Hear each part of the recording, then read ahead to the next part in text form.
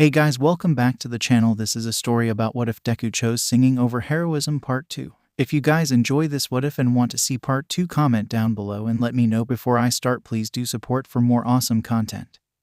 And leave a like and don't forget to subscribe to my channel and also share this video with your friends and check out the description in my playlist. The author of the story 𝗧𝗵𝗃. So let's start the video. I'm just playing a game. Quickly, I swiped away from my inbox. My home screen background. A picture of Takahashi and I from the last staff party was on my idling phone. Takahashi pulled up a chair and sat next to me. He folded his arms along my desk and rested his chin down. The dark-haired man stayed quiet. His gaze lingered in my direction. Takahashi fluttered his eyelashes as he stared at me. "Just hanging out?" I asked. Takahashi shrugged. "This is a little out of character." "Hey, Taka, how come you're so quiet?" He sat up straight. His arms dangled down to his side. "I'm just trying to figure out why you'd lie to me about staring at your messages like a dope." I should have figured that much. There's no hiding things from Takahashi. "Sorry." I slid my phone to Takahashi. A sense of dread came over me as he picked up my phone.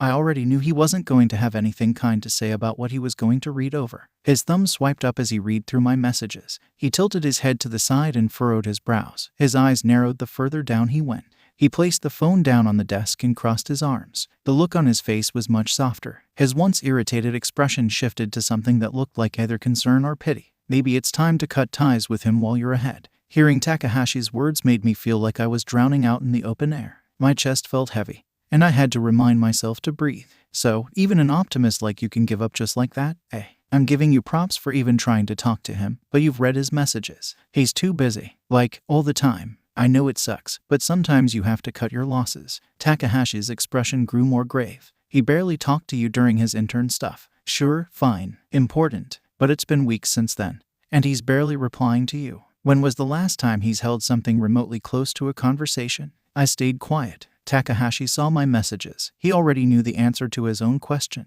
He continued on, explaining his concerns. "I saw a lot of good morning texts.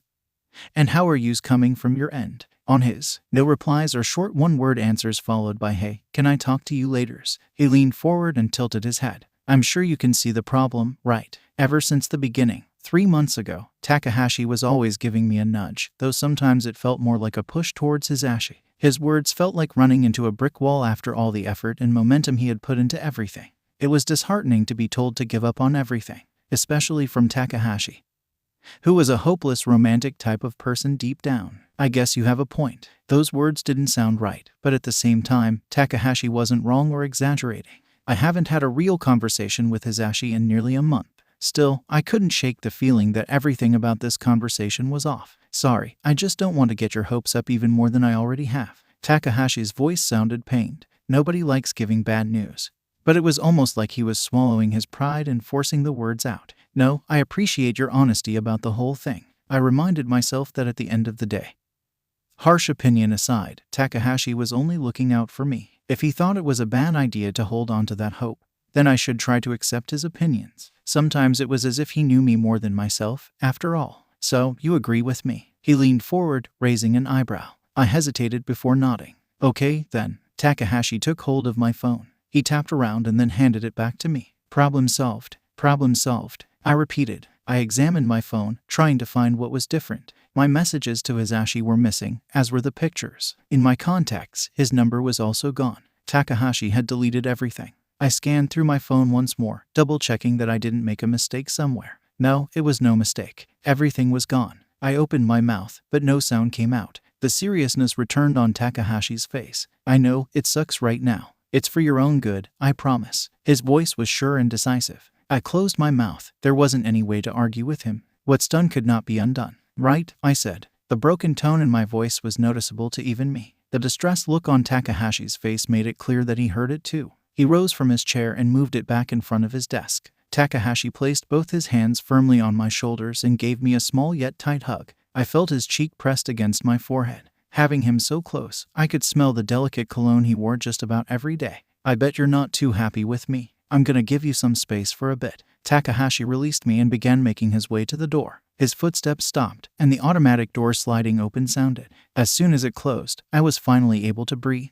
My head was running in circles, agreeing with Takahashi, then getting mad, and eventually trying to think of a way to undo all of this mess. Repeat back to the beginning of the cycle. Over and over again, my mind danced around. It could have been for only a mere second, or it could have been an hour. It all seemed like the same to me. My thoughts gave me time to breathe every time the sliding door opened and closed. Some nurses were walking in, others left the office. None of them were Takahashi. After some time, I went on autopilot mode. I ran down my to-do list quickly and quietly, mostly keeping to myself. Although it could have been sooner, my day came to a close. I was still trapped in my mind, going through the seemingly never-ending cycle of forgiveness, anger, and denial, even as I was collecting my things. On my way out, I was stopped by a firm hand on my shoulder. "Hey there." Takahashi's tone was cautious. My eyes met with his. He had a distinct frown on his face. I swallowed up all the emotions I've been feeling and the thoughts that I've been thinking, trying to bury them all deep down inside. "Hi," I said. Neither of us had been convinced by my act. Takahashi took a few steps away.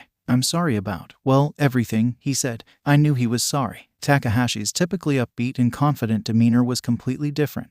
He was being cautious as if he was a scared animal trapped in a corner. "Today has just been a day. I'll be fine after I get some sleep." This time around, I tried to sound more positive. It was strange seeing my good friend so distraught. If a small promise and a slightly better tone could fix that, then I was willing to try. As we walked to the train station, like every other day, Takahashi walked with me at arm's length.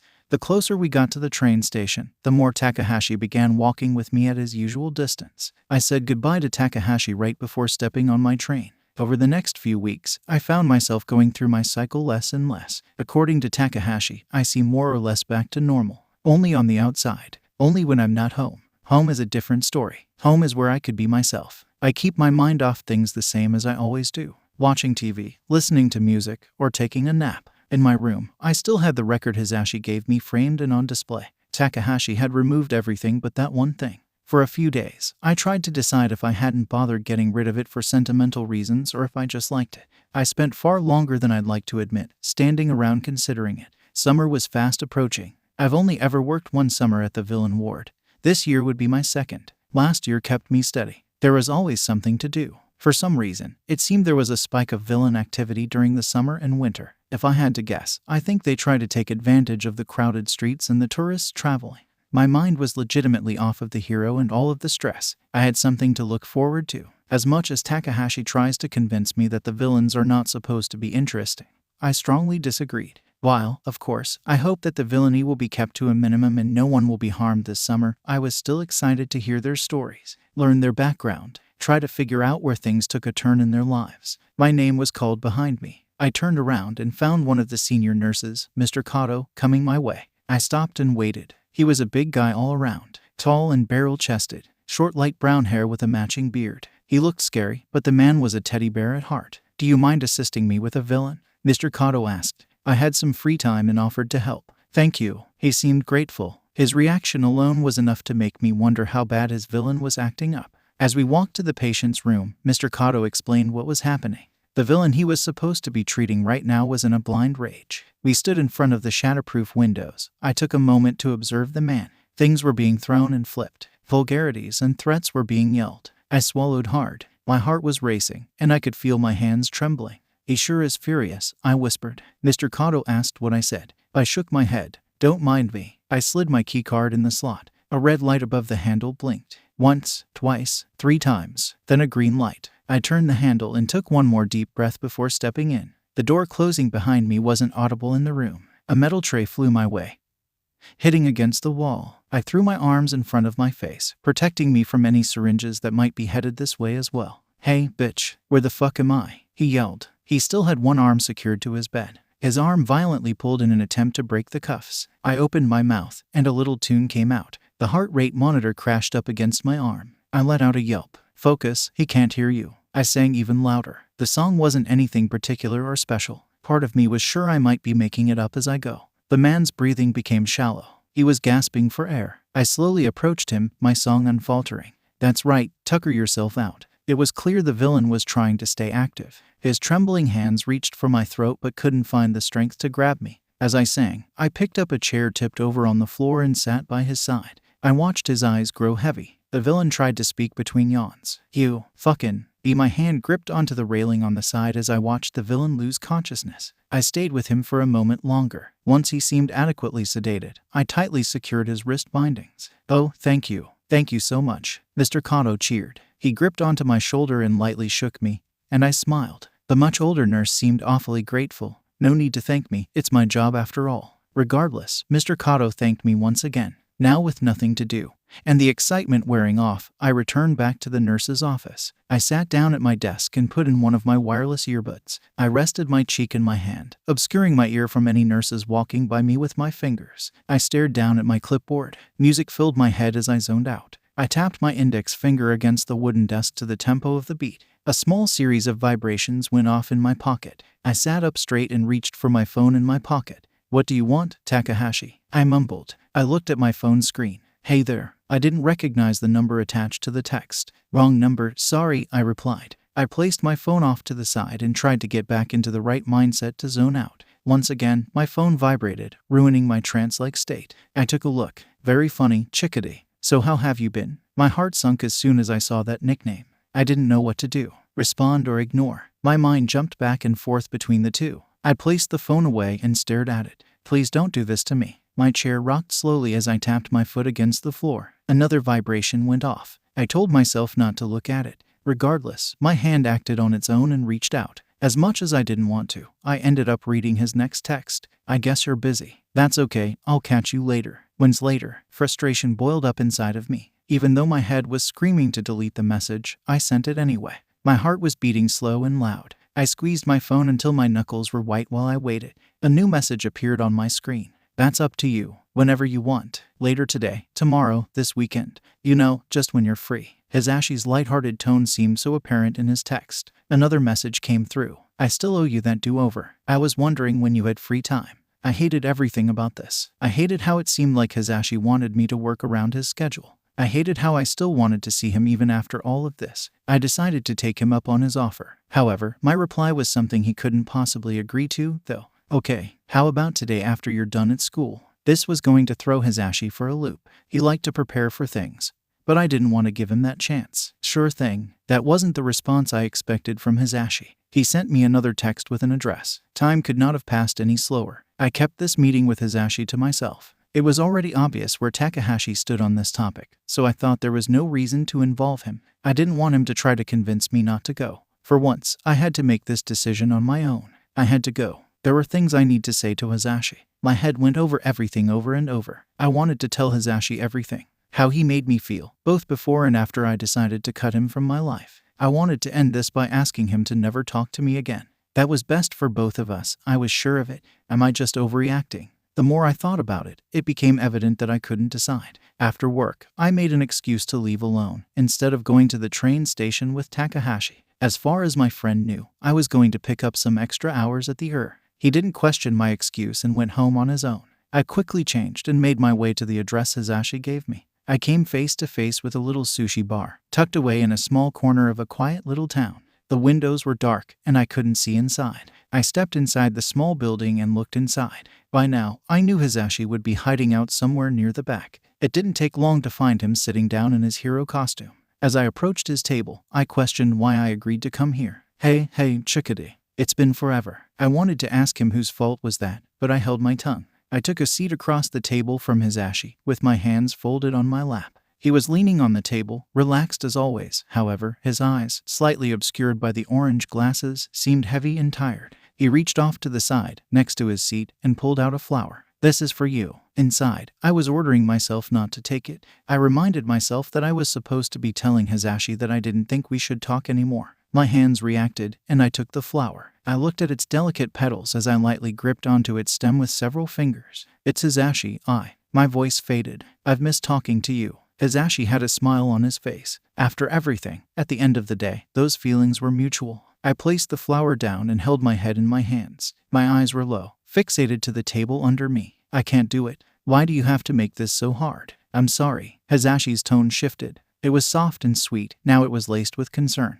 "Hey, what's up? I can't just work around your schedule. It's not fair to me to wait for you to have the time. I know you're busy, but I've made time for you, and I just wish you'd do the same for me. We hadn't talked in a month, and I was finally starting to get over us. It's not fair to me that you can just come back acting like nothing is different." Everything came out, and once I started, I couldn't stop. Hisashi's smile faded away. He shifted about in his seat. He paused. The blonde hero pulled off his orange-tinted sunglasses and placed them by his side. I had no idea, but I know that doesn't make up for it. There's no excuse. The sadness that coated Hisashi's voice made me feel awful. Maybe I was overreacting, I said. It was almost physically painful seeing Hisashi so upset. It was evident by the expression on his face that he was taking my word to heart. No, no, no. Hisashi's words were firm and absolute. If that's how you feel, then it's not overreacting. I knew meeting with Hisashi today was going to make things difficult, though I didn't think it would be just this hard. I especially didn't think I'd feel so guilty too.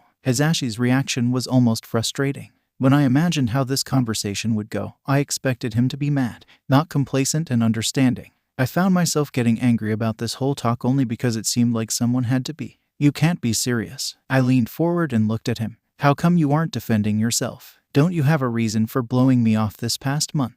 Hisashi shifted in his seat, and his hands played with his black fingerless gloves. Well, I do, but he was talking in a near whisper. Then what is it? I asked. He looked away. I don't think it's appropriate to talk about right now. I couldn't imagine how it could possibly be inappropriate. Was Hisashi trying to bait me into talking to him again after today? Maybe he realized he was uninterested in me, and he was trying to let me down gently. There were too many possibilities. I need to know, I replied. Hisashi's gaze flickered in my direction. He chewed on his lip. Hisashi, he paused and sighed. I don't think I should talk about it. His words solidified my earlier worry. Hisashi lost interest after all. My vision blurred, and hot tears warmed my face. I was unreasonably upset over this whole thing, and I had no idea why. We're just friends. No, no, no, don't. His hand landed on my shoulder, and his fingers pressed under my chin, lifting my head. Do you really want to know? It means that much. It does, I said. The sound of my voice cracking made me feel small and insecure. Even so, I needed to know. Just promise me you won't. He stopped talking. He looked off to the side. His eyes returned to me. You won't take it too personally. I nodded. Hisashi's hand lifted from my shoulder. His warm fingers brushed up under my eye. A light trail of tears smeared along my face with his hand. You remember how I said I planned on spending all summer grading? I nodded. Summer wasn't too far. Only a week away. At first, that was why Hisashi suddenly being so busy was so upsetting. He warned me he wasn't going to have free time already. Hisashi hesitated. He mumbled something under his breath. I leaned forward expectantly. He stopped himself again. I was cramming through all that ungraded homework and tests to clear up my summer so we could do things. Also, the kids had midterms. Hisashi spoke quickly and quietly at first. The second half was much clearer, almost like it was an afterthought. As soon as I heard his side of the story, I knew I screwed up. Hey 𝗧𝗵𝗃𝗧, I said not to take it so personally. I didn't tell you that to make you feel bad. My face must have given it away. Hisashi, I'm so sorry. Anxiety was rising. Guilt was taking over. Hisashi placed a finger along my lips. Don't worry about it. Really. His eyes kindly narrowed, and he gave a small smile. Whether it be pride or embarrassment stopping me, I couldn't just get over it. I don't work that way. Hisashi removed his hands from my face. Suddenly, things seemed cold and lonely. The connection was lost, and it was like the other side of the table, where Hisashi was sitting, was so far away. Hey, listen, how about a middle ground? I should have mentioned what I was doing. Yeah, it was supposed to be a secret, but it was a little reckless and poorly executed. I wanted to open my mouth and tell him he didn't need to blame himself for anything. However, I kept my lips together in a tight line and listened as he asked. It's the most I could do for him after causing this mess. You jumped to conclusions instead of talking about it. I would have tossed the surprise out the window and told you about it if you only asked. Hisashi rested his head in his hands and smiled. We could have avoided this if either one of us spoke up. We can share the blame. So no more secrets like that, deal? Hisashi extended his free hand towards me. I held it in mine. Deal. And by the way, this do-over didn't really go as planned. Third time's the charm, right? He had a hopeful look on his face. I smiled and pulled my hand from his. During summer break, after you get all your school stuff done, I think you won't need many more do-overs. Hisashi shrugged. 4 is my lucky number, he replied. I raised a brow and crossed my arms as I leaned into the chair. My smile remained on my face. I'm starting to think you're doing this on purpose. I'll never tell. Hisashi placed his orange-tinted sunglasses on. He handed me one of the menus that had been sitting untouched since I sat down at the table. But since we're here, wanna get something to eat? My treat. I am a nurse. After all chapter text How Did You Miss Ishihara was at a loss for words. The female villain sat up in her medical bed and stared at the TV that I had wheeled into her room. Lightly leaning on it, I smiled. It wasn't easy, but I finally managed to sneak one in here like I said I would. My hands were hidden behind my back. As I talked, I fumbled with the DVD cases I was carrying.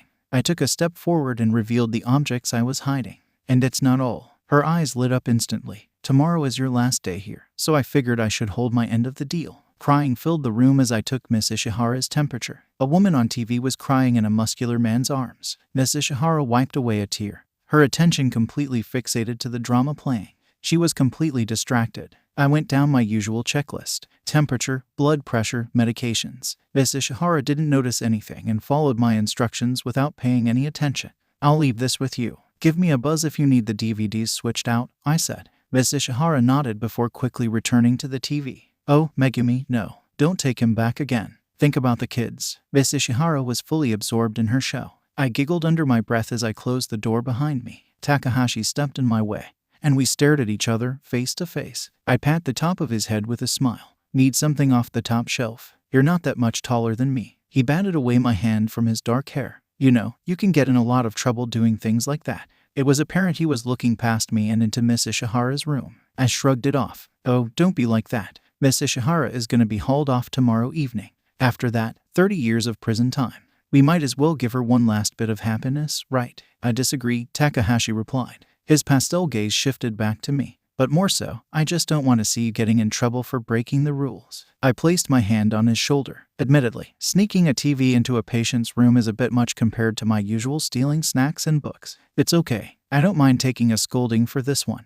But you don't need to worry about the other times." I prided my ability to sneak my patients a few things. Over the past year, it felt like I had managed to master it like an art form. Takahashi raised a brow. He didn't look convinced. "I just don't want to see anything bad happen, is all." "Bad?" I repeated. "I promise nothing will happen. You're overthinking." Takahashi cocked his head to the side. "Who are you, and where are you hiding my friend?" "Pardon?" I asked. "Normally, I'm the one saying you're overthinking everything. Also, you've been in such a good mood lately. It's a little sus if you ask me." Takahashi leaned forward and pinched my cheek between his fingers. I let out a small yelp as he tugged on my skin. "Quit." I swatted his fingers away from my face. "That kinda hurt. And I said it was suspicious that you've been in a good mood." He asked. "No," pinching my face like that. My fingers rubbed my cheek as I tried to detour the conversation away from my mood lately. I never got around to telling Takahashi about how Hizashi and I made up. Nor have I mentioned that we've been spending time with each other almost every day this past week. On the days we don't physically see each other,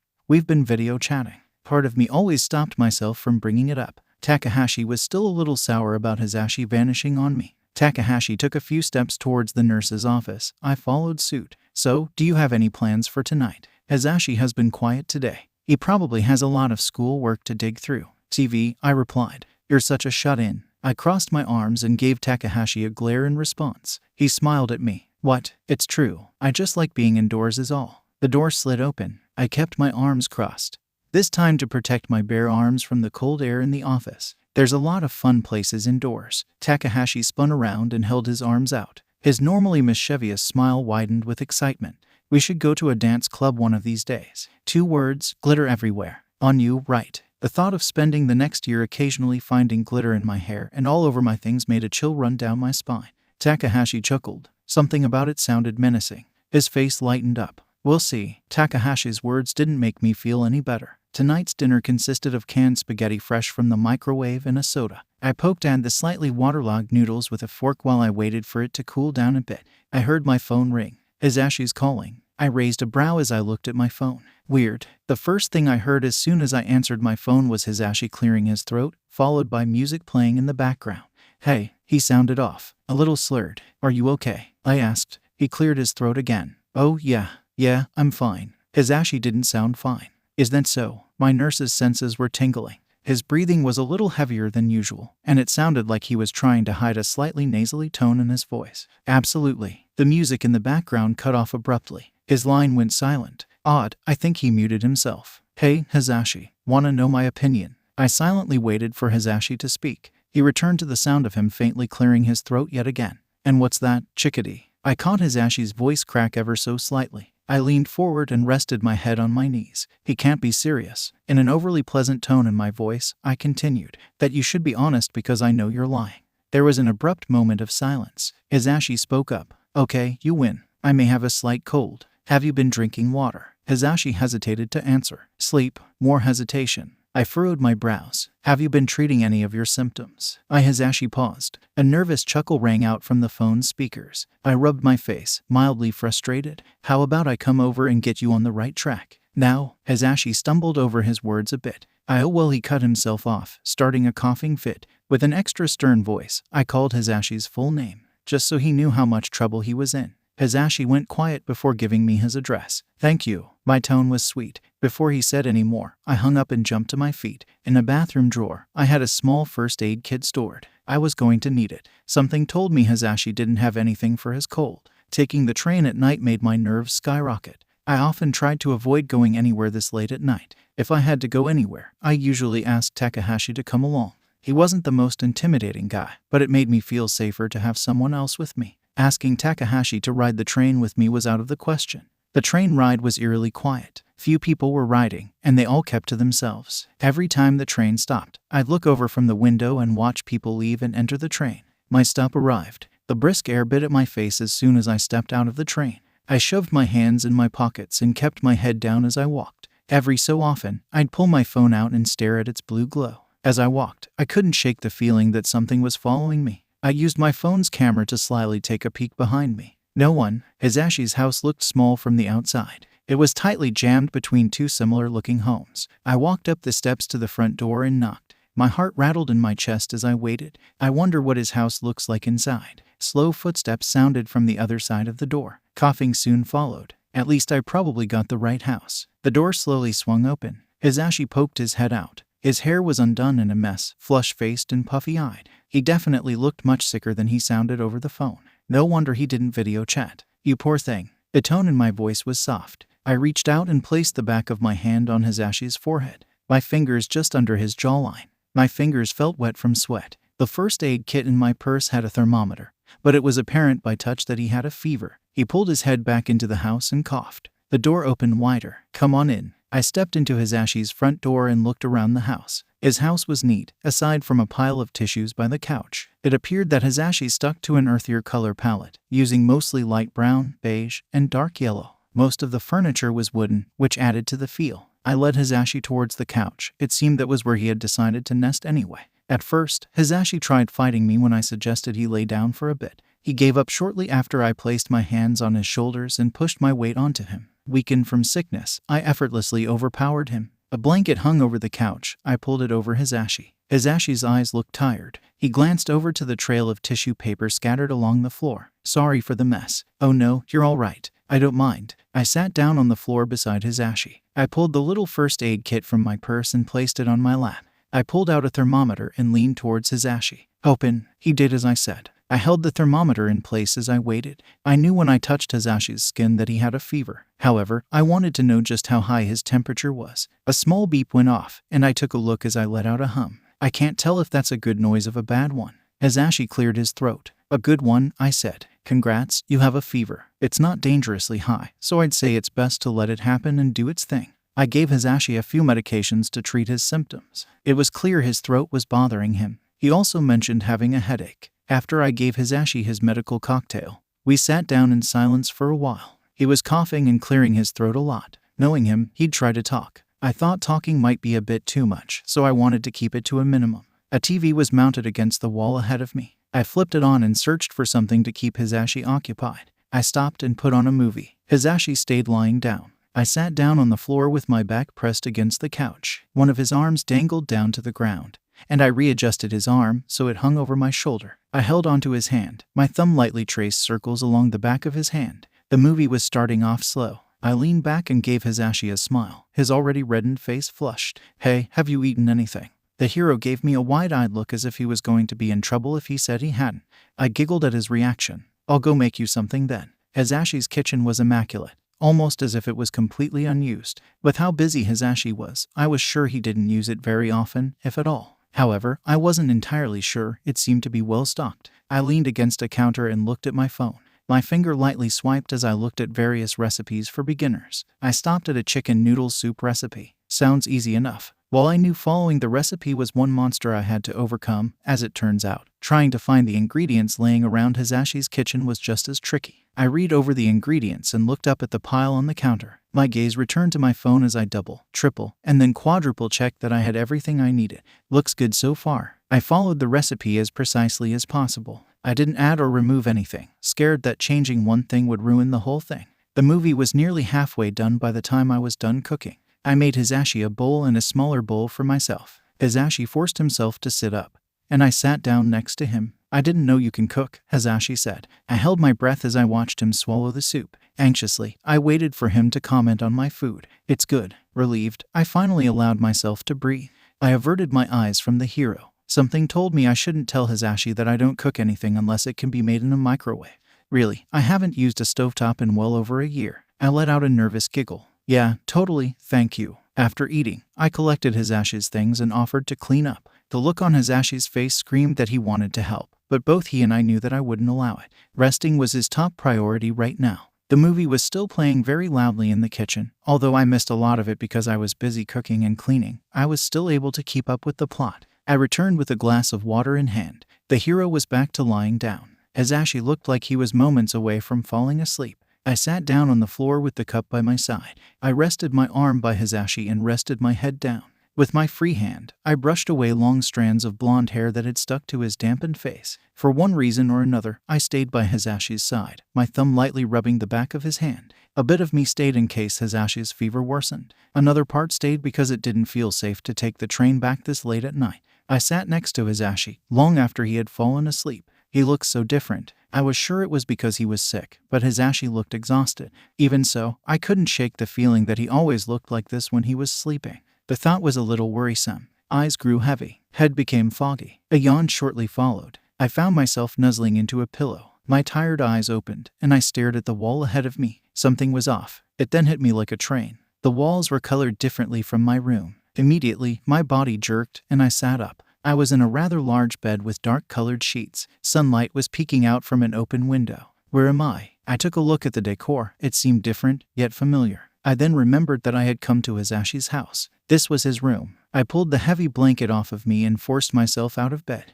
A slip of paper was taped to the door. I approached it and pulled the note down and turned around, my back against the door as I took a look at the letter. Good morning, Chickadee. I carried you upstairs and went off to work. I talked to one of your friends. He says he will take your shift today. Why don't you hang out at my place? We can do something between school and the radio show. One of my friends. I paused and thought about it. Has to be Taka. Well, I guess the cat is out of the bag. My phone was in my pocket. I could only imagine how many unread messages from an upset Takahashi had held. Hizashi's room was in front of me. Compared to the rest of the house, I could tell that he actually used his bedroom. It wasn't a mess, but it looked used. There were several cans of hairspray scattered along top a dresser. A large mirror was hung on the wall behind the cans. A small trash can sat on the floor, once again filled with hairspray.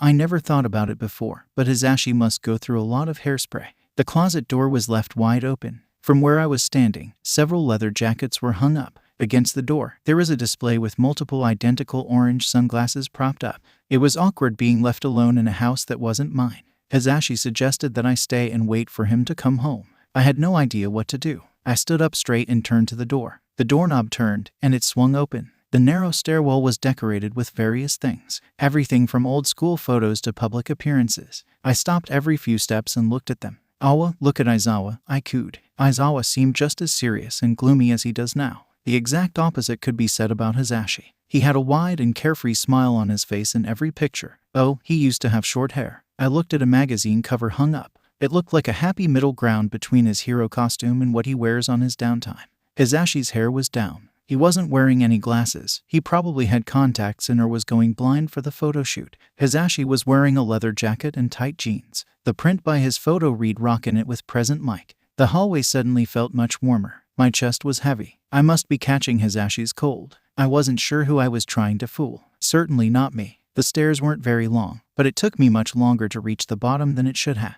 I kept myself occupied with all the pictures. Finally, I found myself on the last step. I pulled out my phone. Just as I thought, my phone had blown up with missed calls, voicemails, and text messages. I ignored all of it, knowing that they were from Takahashi, and looked at the time. Hizashi was still in class. Once again, I realized I had no idea what to do. I considered leaving his house and taking a look around the neighborhood to pass the time.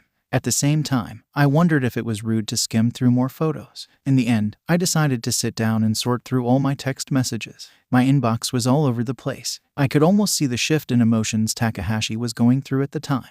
His first set of messages were angry. Takahashi was clearly upset that I was talking with Hizashi again. My friend was asking me why a lot. Takahashi seemed to go through a moment of sadness. He was upset that I had been hiding things from him. There was a noticeable gap between his saddened messages and the next set. This third group of texts were apologetic. Takahashi apologized for the rudeness before and explained that he was just caught off guard, ending many of the messages with different variations of "I don't doubt you're mad at me and it's okay if you don't forgive me. I just wanted to apologize." The final stage of Takahashi's emotions. I could only describe this emotion as him just being Takahashi. What does his house look like? I scrolled through the texts. One message stuck out to me. You technically stayed the night with him. It was followed by a wall of eye emojis. That single text proved that Takahashi was over it and back to normal. I scrolled down, further and further. At the bottom of the seemingly endless emoji chain sent to taunt me, Takahashi asked yet another question.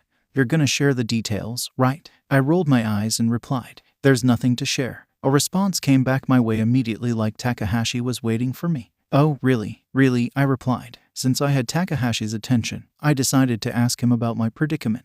I didn't want to explain that I woke up in Hisashi's bed, especially since I just told him nothing unusual happened last night, so I left that detail out. Takahashi encouraged me to dig through his stuff, saying that now would be the best time to find any skeletons in his closet. Of course, I told him that was a dumb idea. I settled on my initial plan and wandered around outside to look at the neighborhood. It was nice. The airy atmosphere was calming, and it seemed like time melted away. Flowers perfumed the Gentile wind. The streets were clean and completely free of litter. There were a few small shops nearby. Many of them seemed like they were family-run. Eventually, I ran into a park. I sat down on a bench and watched a group of small children play around on the slide. From what I gathered, the kids were playing hero. Their parents were sitting a distance away. They were chatting amongst themselves, paying no attention to their children. The area around Hisashi's house seemed a little too carefree. It seemed this area was as villain-free as could be. I supposed it made sense that a neighborhood with a hero living nearby would be safe. I made sure to keep an eye on the clock and told myself not to stray too far away. As I walked, I mentally kept a mental map of every twist and turn, fearing that I'd find myself lost and have to call Hisashi for help. My tour around the neighborhood was quickly coming to an end.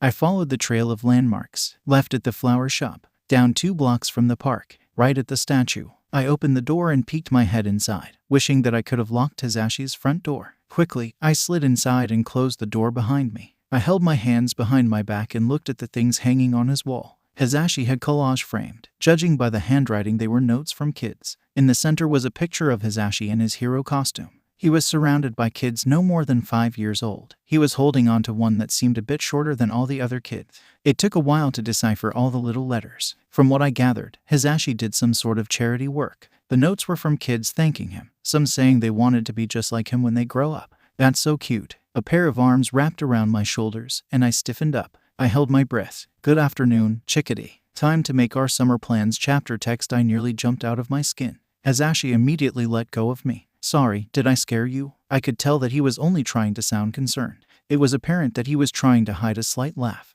No, it's fine. I spun around and began to laugh it off. Hisashi was wearing a face mask, black with studs decorating the edge. It matched his hero costume. His complexion looked a lot better, and his voice sounded much less sickly than before. Without thinking about it, I reached out for his forehead. It still felt a bit warm, probably his body trying to fight off the last of his sickness. You should get some rest. I already knew that if he took the time to show up at UA, he'd undoubtedly go to the radio station later today. Hisashi hummed, his hands planted on his hips. If I do that, then you'd go home then, right? Well, yes, probably, I replied. Hisashi pulled down his face mask and frowned. I don't think I'm that sick. You should have seen me this morning. It was a real bummer. I gave Recovery Girl a visit, and I'm feeling much better now. Almost good as new. Hisashi cleared his throat. I raised a brow and crossed my arms. Ignore that. I tapped my arm with my finger. Well, you did convince Takahashi to cover for me today. I suppose I can stay if that's what you really want. Hisashi gave me a smile before pulling his face mask back over his face. Let's go do something outside. I'll show you around. I hesitated to tell Hisashi that was what I did while he was at school. Before I had a chance to answer, he was already basically nudging me out the door. Hisashi lived in a small suburb that was connected to a much larger city. Towering skyscrapers stood tall in the distance. At night, they almost lit up the small neighborhood. He pointed to the massive buildings in the distance as he talked about how he was initially looking for a place closer to the city. He grew up in Tokyo, after all. He explained that he had a change of heart. This neighborhood was so far away from the nearest police station, and he wanted to give them something to make the people living here feel secure in their own homes. Hisashi talked about his day as we walked. He had just finished grading his midterm tests for both his English class and as well his hand in helping the hero course teachers. With a happy tone in his voice, he loudly announced that school was done for the summer. Hisashi began to cough in a much smaller voice. He added that he's never had so much free time during summer break. I smiled and suggested we could think of a few things to help eat up all his newly found free time. Hisashi laughed under his breath and agreed. For the most part, Hisashi and I weren't disrupted during our walk. Sometimes we'd be stopped by a random bystander. Most of the adults kept it short. A simple hello here and there or a thank you for keeping the neighborhood safe. The children, however, were a different story. They would try to have full conversations with Hisashi. Some of the kids talked just as much as him. At times, it was as if he had met his match. Most of the time, the kids had to be pulled away from their parents as they apologized for interrupting us. I didn't mind watching him play with the kids, though. It reminded me that Hisashi is a kid at heart. As we watched another child being pulled away by her father, Hisashi turned to me. Sorry, maybe I shouldn't have worn my costume. I shook my head and promised him it was all right. For the first time since we left his house, Hisashi and I were all alone. He mentioned that there was a place nearby that he thought I'd like. We walked past the park and followed a winding concrete path. The further we went, the sight of man-made buildings slowly disappeared and was replaced with trees and flowers. Cars blaring their horns quieted down. Birds softly chirping and trees gently rustling in the wind took its place. The heat from the sun was warming my skin, and the earthy smell of grass was all but inescapable. Hisashi held out his hand in front of me. He had it balled up into a fist, palm down. Hey, chickadee, can you do me a favor and hold this? He innocently blinked in my direction. I practically studied his hand, trying to figure out what exactly he was hiding behind his fingers. It seemed to be in a tight fist. I couldn't imagine what it could be. Please tell me you're not holding a bug in there or something. He winced. Behind his orange-tinted glasses, I noticed a bit of worry in his eyes. No way, I'd never. Hisashi almost sounded disgusted. It put my mind at ease. We stopped walking. Promise. He nodded and reassured me that he was not holding a bug. Okay, fine. I held out my open hand under his, palm up, and held my breath. Hisashi intertwined his fingers with mine. He playfully hummed a tune as he began walking. Once we began to walk again, Hisashi was unusually quiet. His grip on my hand tightened a bit once the pavement we had been walking on ended, and a dirt road began. He squeezed my hand and told me to be careful as the path became narrower. By my side, a small creek ran beside me. Every time I asked where we were going, Hisashi would either shrug it off or tell me that I'd find out soon. I didn't know Hisashi could actually keep a secret. And we're here, Hisashi announced. The path led to a lake. The clouds above reflected in its surface, and the water sparkled under the sun's light. A bench was placed in the middle of the clearing. The air around the lake was silent. Even the birds and crickets that were chirping on the walk to the lake had become silent. Hisashi faced me the most gentle tug I had ever felt before as he led me down the last bit of the dirt road. Hisashi and I sat down. I didn't expect you to be the nature type, I said. His hand finally slipped from mine, and he looked away for a moment. I'm not, really. No, it was hard to believe. He seemed to have this whole area memorized. Hisashi knew precisely where to be most careful during the walk. He was well aware when the pathing would change. He shook his head. Nope. I asked him how he knew the area so well. Oh, that. I still come here a lot. For some reason, I never really see anyone else here, so I've adopted it as my place to just let loose. To let loose. When it came to Hisashi, that could mean literally anything. Hisashi leaned forward and faced me. He excitedly lowered his face mask, revealing a widened smile. His eyes lit up from behind his glasses. Yeah, sometimes I just come here and scream. No holding back. Don't you ever get in that kind of mood? Well, sure, I guess. I wondered if that was the real reason why no one was ever around this beautiful lake. I don't, though. Not good for the vocal cords. Hisashi snickered before falling into a coughing fit. That's such a nurse thing to say. I crossed my arms across my chest and shot him a look. It quickly softened into a smile. Hey, now, I let you go outside. The nurse in me would have tried to put you to sleep as soon as you got home. Oh, do you think your quirk can do that? Hisashi's eyes widened expectantly. I placed my arms down and shrugged. Who knows, Lullaby's effect is kind of like side effects from taking medications. Not everyone will experience the same thing. You should try. I'm down to listen to some good tunes. Hisashi leaned back onto the bench. After a moment, he glanced over to me. Only if you want to, that is. No pressure. This is a good vibes only zone. I wasn't sure which made me more nervous, singing in front of Hisashi or needlessly using my quirk. Hisashi repeated that it wasn't his intention to pressure me into anything. The two of us were alone. I supposed there wouldn't be any harm in giving him a small dose of Lullaby. A small hum escaped my lips. I focused on Hisashi and told myself in my head that I wanted him to calm down, the mantra that helps me focus on my quirk. Hisashi slouched forward and pulled the headphones off his head. His blinking slowed down considerably. I noticed he was tapping the bench along to the tempo of the song. My voice softened to a hush as the short song ended. Nope, not tired one bit. Hisashi leaned back and stretched. I see, that's too bad. You probably needed it. Hisashi chuckled and lightheartedly agreed. You know that relaxed feeling when you listen to some light jazz? I'd say that's how I feel right now. I can dig it. Hisashi stretched again. Hey, 𝗧𝗵𝗃𝗧, you wanna know something? Hisashi's comment sounded familiar. A few people mentioned that Lullaby makes them feel relaxed. Hearing that always makes me feel warm inside. In a world where people value powerful quirks above anything else, having a quirk that made people feel good made me happy. Prideful, even. Sure. What is it? Honesty hour time. Hisashi cleared his throat. This time, it sounded different, but I didn't know why exactly. I just had a feeling it wasn't merely his throat. You remember how I said I felt guilty after my contest because I should have picked a better song for you? Hisashi asked. I nodded. I guess I set you up for failure. I picked that song because it's my favorite, and I just really wanted to hear you sing it. He turned to me. His brows were furrowed, and he hesitated. I never explained myself or apologized. I shook it off. No, you don't need to apologize. Like I said, I entered for fun. If anything, I would have felt awful if I won. Hisashi's shoulders relaxed. Well, I guess it's a good thing I didn't get to pick the winners. I would have picked you in a heartbeat. It felt like my heart skipped 10 beats. I didn't know what the best way to follow up to that was. Thank you. Hisashi had been honest about something. He was also a little nervous about talking about it. I decided to return the favor and share the feeling. Wanna know an embarrassing story? Hisashi stopped and stared. After a second, his gaze softened. Broadcast away, 𝗧𝗵𝗃𝗧. I wanted to be a hero. I sorta attempted to take my entrance exam.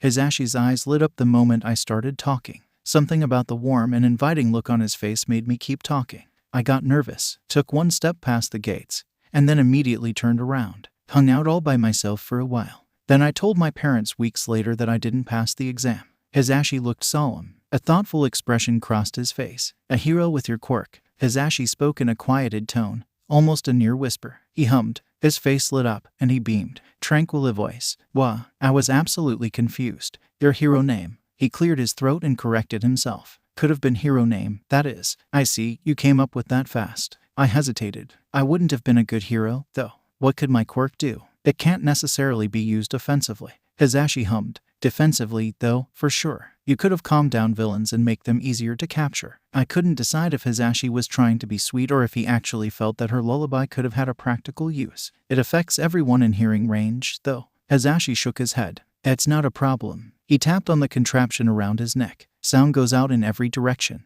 This thing helps me aim. You could have gotten something like this. It could both help the same way my directional speaker helps me, but it could also adjust your radius. He leaned forward and tapped his lips with his finger. His eyes narrowed, and he gave me a stern look. His gaze bore into me. Hisashi's voice raised a bit, and he smiled. So that's why you were so good at picking up strategies back at the sports festival. You could have been a good psychic. You think so? I couldn't figure out how that could be. Even so, Hisashi was the professional on the topic. Well, his voice suddenly wavered, and he chuckled. If you were my psychic, I'd drown out your quirk, probably. We could have been totally on brand together. The merchandising would have been great. Hisashi tilted his head. Well, I think things turned out for the best. Anyway, I don't get to meet every hero. If things ended up differently, there's a chance we wouldn't have met. Plus, by the sounds of it, you managed to find a perfect fit for your quirk. Not everyone gets that. Hisashi looked up. I followed suit. The blue sky was long gone, and it shifted to a dark orange hue. The setting sun was hovering just over the lake. All around us, crickets were beginning to chirp. In the distance, the faint sound of an owl hooting echoed among the trees. He stood up. Let's head back before the sun sets completely. Believe me, it's a major pain following that dirt trail in the dark. As we began walking away from the lake, I asked if we can come back again. Hisashi beamed at me. I'll take you back here whenever you want. I've never seen anyone else here, so it can be our little spot to chill. With Hisashi taking the lead, we walked back down the dirt trail. The sun was down entirely by the time we stepped foot on the paved path. Hisashi picked the absolute best time to start heading back. If we waited any longer, we would have ended up wandering around in the dark. The moon was high in the sky. It was the only thing above. Not a single star was shining. The dim glow of the streetlights and the skyscrapers off into the distance lit our way. A chilly breeze drifted by. It was supposed to be a little cold, but I didn't feel that way at all. My mind kept drifting to Hisashi's hand. His attempt to get me to hold his hand was still fresh in my mind. Without warning, I reached over and held his hand in mine. Hisashi looked over to me. His emerald eyes shone as we passed under a streetlight. With his other hand, he quickly pulled the face mask over his face. Not feeling well, I asked, hiding a blush. I nearly snorted as I informed him that it's not exactly hiding something if he points it out. Well, maybe I changed my mind and don't really want to hide it. The walk back to his place was much quieter than when we were headed to the lake. The neighborhood was almost completely empty. Whenever a stranger passed by, Hisashi's hold on my hand tightened, and he walked closer to me. At times, he was so close, his arm nearly rubbed onto mine as we walked. Hisashi motioned to the car parked in front of his house. I offered to take the train home, but he refused. It's too dangerous, he says. Admittedly, I agreed with him. Still, I didn't want him to waste too much of his day with me, especially since he was still technically sick. He needed to rest. The look on Hisashi's face screamed that he wasn't budging on it. How do you feel about karaoke? Hisashi asked. Karaoke. I hummed as I watched the streetlights fly by the car window. I prefer private booths. Hisashi chuckled under his face mask. I figured that much. He kept his eyes forward on the road. I thought I'd start coming up with our summer plans now. Karaoke sounds good. Can we invite Aizawa? I seldom saw his friend. Sometimes I felt guilty about that. Although they see each other all the time at UA, I still couldn't help but feel like I was talking all of Hisashi's free time outside of work. Ah, that would be great. Hisashi sounded a bit saddened. Maybe I shouldn't have tried to invite Aizawa. Unfortunately, he's taking his kids to a summer training camp. It doesn't take up all summer. We can invite him somewhere after, though. Hisashi's tone wasn't as distraught. A wave of relief came over me, knowing that Hisashi didn't mind me randomly trying to invite his friend.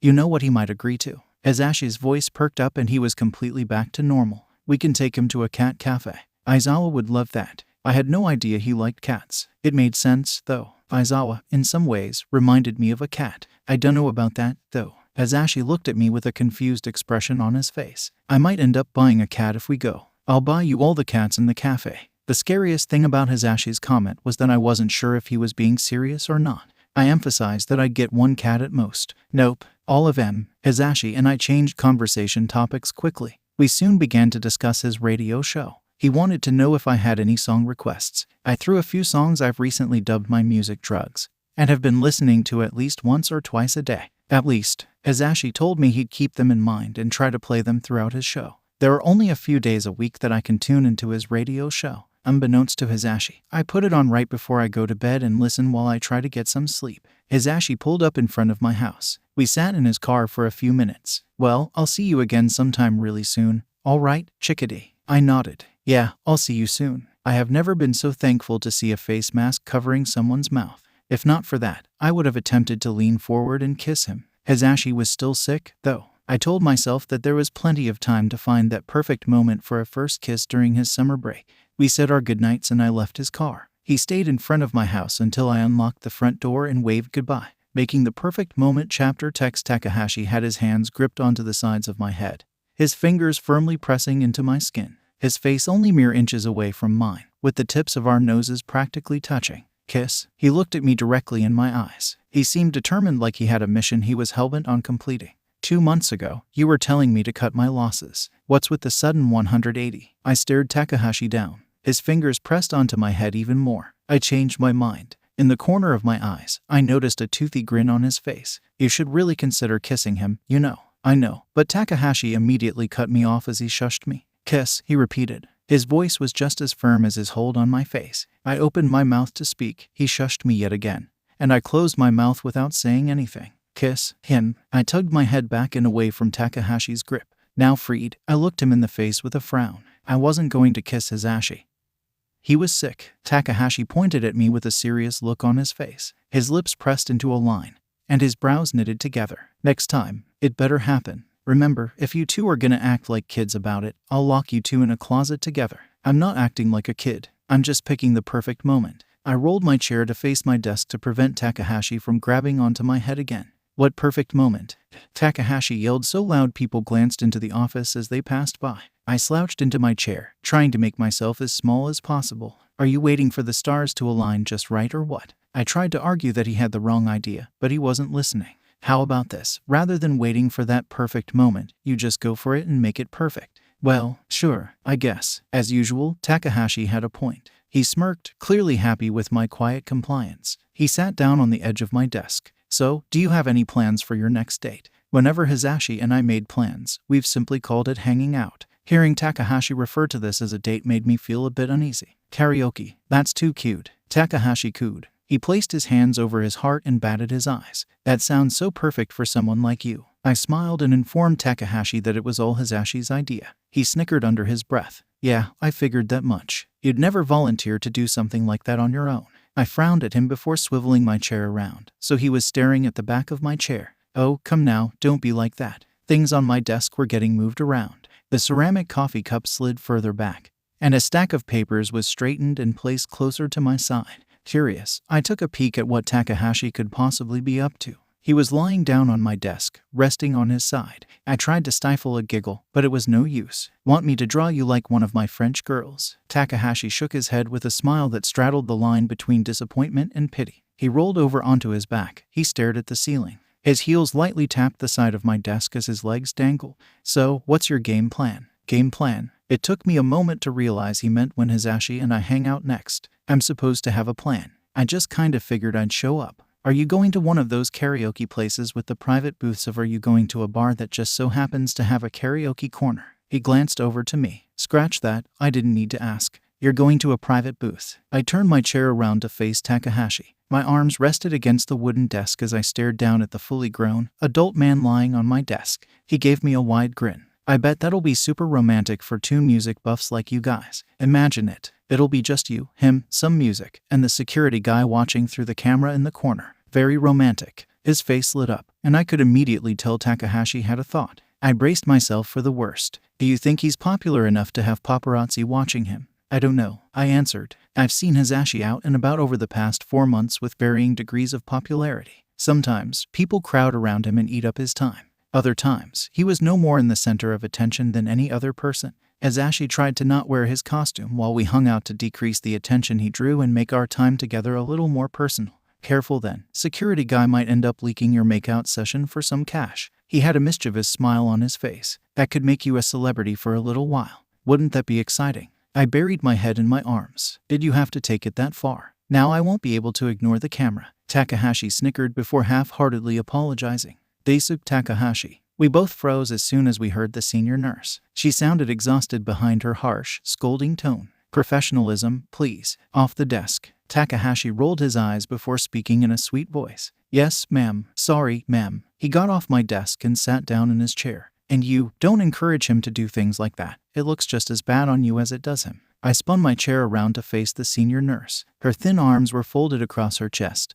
and she had a deep frown on her face. Sorry, ma'am. I'll keep him in line. I spoke in a more remorseful tone to contrast Takahashi's sweet tone. Her icy blue eyes glared at Takahashi, and I'll be watching the two of you. We simultaneously nodded before she turned around and left the office. The automatic door hissed as it closed. I shot Takahashi a playful glare. Yeah, Taka, why do you have to be so immature? He apologized in an over-exaggerated manner. I followed up my playful tone with my best impression of the senior nurse. You're going to make all of us look bad. He slumped into his chair as he laughed. His pale skin pinkened a bit, and he covered his face. Once he caught his breath, he praised my impression. I beamed proudly at his compliment. Thank you, I've been practicing. He sighed as he wiped his eyes with the palms of his hands. Do me a favor, when your next date comes up, shoot me a text. I want to take a peek at your outfit and stuff. As promised, I took a picture and sent it to Takahashi. He quickly replied, suggesting that I change my shirt to something with a darker color. He mentioned that a lot of karaoke bars he found used blacklights. He assumed I didn't want to stick out too much. I took a quick glance in the mirror after reading his reason. I guess he's got a point. I replaced the white shirt I had on for something else. Apparently, Takahashi had done more research than I did. I took another picture and waited for Takahashi's approval. I looked over my outfit, silently scrutinizing it. I had a dark blue shirt and a pair of black jeans. A gold-colored necklace hung around my neck. I debated if I should grab a jacket. We were bound to come back to my place late at night. Although the summer air was hot, I wanted to bring something just in case. My phone went off. Takahashi gave me a small compliment. My phone vibrated one last time, as Takahashi sent me a text, telling me to have a good time. Remember, kiss him, and an ominously innocent smiley face was tacked onto the end. I sighed. Taka needs to learn when to stop. While I waited in front of my house, I kept my head down as Takahashi and I texted. My back was pressed against the front door. The light from the setting sun warmed my skin. An unfamiliar scent caught my attention. My neighbor, who I only ever saw outside tending to his garden, had begun growing new flowers outside. His flower bed was filled with golden, red, and orange flowers, perfect for the summer season. A car door closing caught my attention. Hizashi was walking up to me. He had his hair tied back in a loose bun. A few golden strands of stray hair hung by his face. "Hey, chickadee. Been waiting long?" "No, not really." Hizashi took my hand as he led me to his little red car. Butterflies plagued my stomach. "Cut it out. You've held his hand before." He swung the passenger side door open and held onto it. I smiled at him. "Thank you." In the rearview mirror, I watched Hizashi circle around the back of his car to the driver's side, ready to rock. His door closed. The car's engine started up. My house soon vanished into the distance. Hizashi and I stopped in front of a large building. It looked plain on the outside, completely white with tinted windows. If not for the neon sign posted over the rooftop's edge, I wouldn't have been able to guess what was inside. As soon as we stepped foot on the sidewalk, Hizashi's arm wrapped around the back of my neck. As we headed inside, a steady stream of people walked by, and he gently pulled me closer to his body. My chest squeezed so hard, it was beginning to physically hurt. I intertwined my fingers with his, holding onto the hand dangling over my shoulder. Hizashi opened the door for me. My gaze drifted in his direction. His face was dusted in a pink hue. The building was a lot colder than the summer evening outside. The low hum of the air conditioner filled the room. A man was sitting behind the counter, his attention solely on the computer in front of him. I stood in the center of the room as Hizashi's arm slipped off my shoulder. He approached the front desk and talked to the man while I observed the decorations on the wall. Several framed posters were hung up. I recognized many of them. They were album covers that most people would consider iconic. In the corner of some of the frames, I spotted small signatures from their respective artists. Something squeezed my hand. I turned and saw Hizashi standing behind me. His eyes were on the poster I had been looking at. He hummed before spitting out some facts about this album. The name, the artist, when it came out, what was the inspiration behind many of the songs. I diligently listened to everything Hizashi was saying.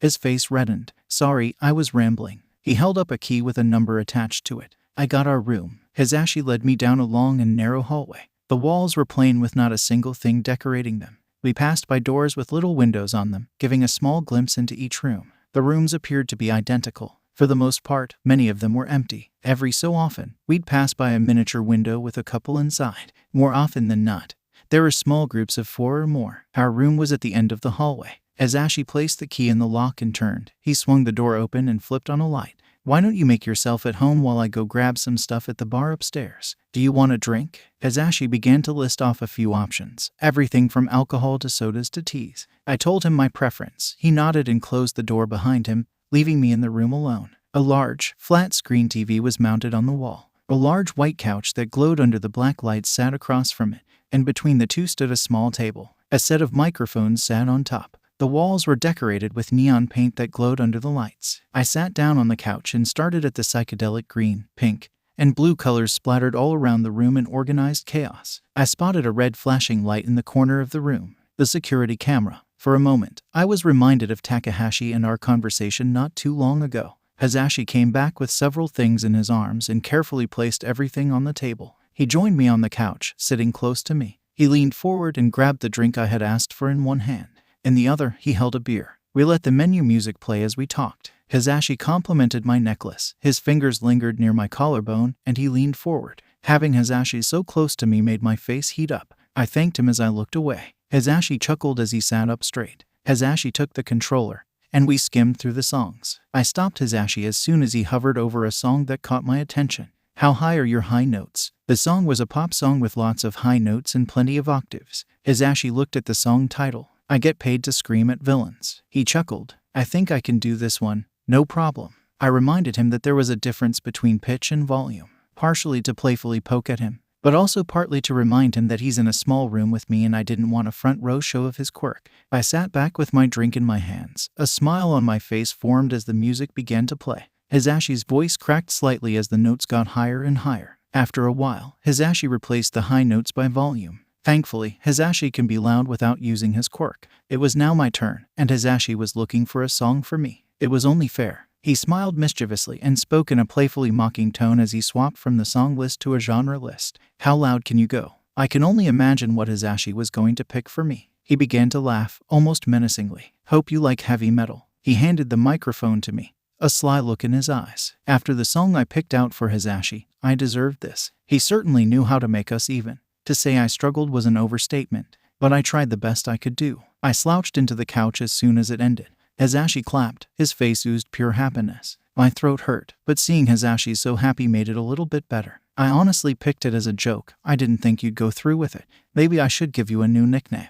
"Right, Rockstar." "Please don't. I like the other one, it's cute." I sat up and smiled at him. "All right, if you say so." He smiled. We played around with the song selection. For the most part, the songs I picked for Hisashi were songs I knew were in his vocal range. He did the same for me. However, sometimes the truce broke, and the other would be sure to get the other back tenfold.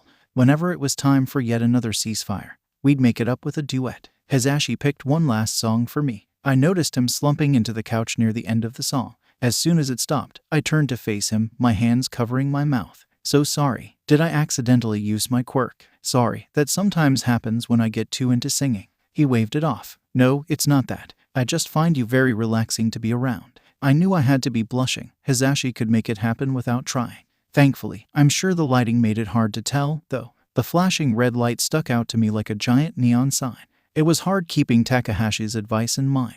As much as I'd like to make my perfect moment, I couldn't ignore that camera. Hisashi was staring at me in the eye. He brushed a golden strand of hair from his face and tucked it behind his ear. He moved in close. Hisashi was a little hesitant. His typical go-getter attitude seemed a tad cautious and nervous. He gave me a warm smile. "Your eyes are rockin'. It's too bad the lights in here changed them a bit." His hand lightly touched my cheek. The warmth and softness of his fingers caught my attention. Hisashi let out a quiet chuckle. My heart practically stopped as soon as I realized I had pushed my cheek into his hand. I was literally nestling into his palm. Hisashi leaned in a little more. He was so close. I caught his gaze quickly flicker from my eyes to my lips and back to my eyes. His other hand wrapped around my back. He tenderly pulled me closer to him. I swallowed hard and counted the heartbeats. 2, 3, 4, 10, 20, 30, 40. Hisashi closed the gap. The taste of his beer, the smell of his cologne, the warmth of his skin, my heavy chest. It all hit me at once. A low hum crawled out of my mouth. A hand grasped onto Hisashi's shirt as if he was a balloon that would float away if I didn't hold on to him.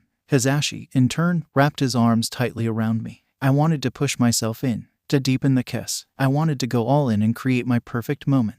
However, I couldn't take my mind off that camera, sitting there and watching us. Time felt like it had stopped completely. I've never experienced anything quite like that. It almost felt fake, like a dream. My free hand cautiously moved bit by bit to my lap. I pinched my skin under my jeans between my fingers in secret. This was real, it was happening. Hisashi separated himself from me, and our lips parted. Hisashi began to giggle uncontrollably. I saw that. Before he calmed down, I frantically began to try to explain myself. His thumb pressed under my chin, lifting my head up to look at him. He had a sympathetic yet heartfelt look in his eyes. "It's cute. You're cute." We cleaned up the mess we created throughout the evening. Empty bottles, snack wrappers, and the like. On our way out, Hisashi had his arm wrapped around my waist. Our laughter and lighthearted banter filled the hallway. The night was still young. Although Hisashi and I didn't have anything else planned, I wanted to come up with something else, just to spend an extra hour or two with Hisashi. It wasn't meant to be. Hisashi had to go to the studio later tonight.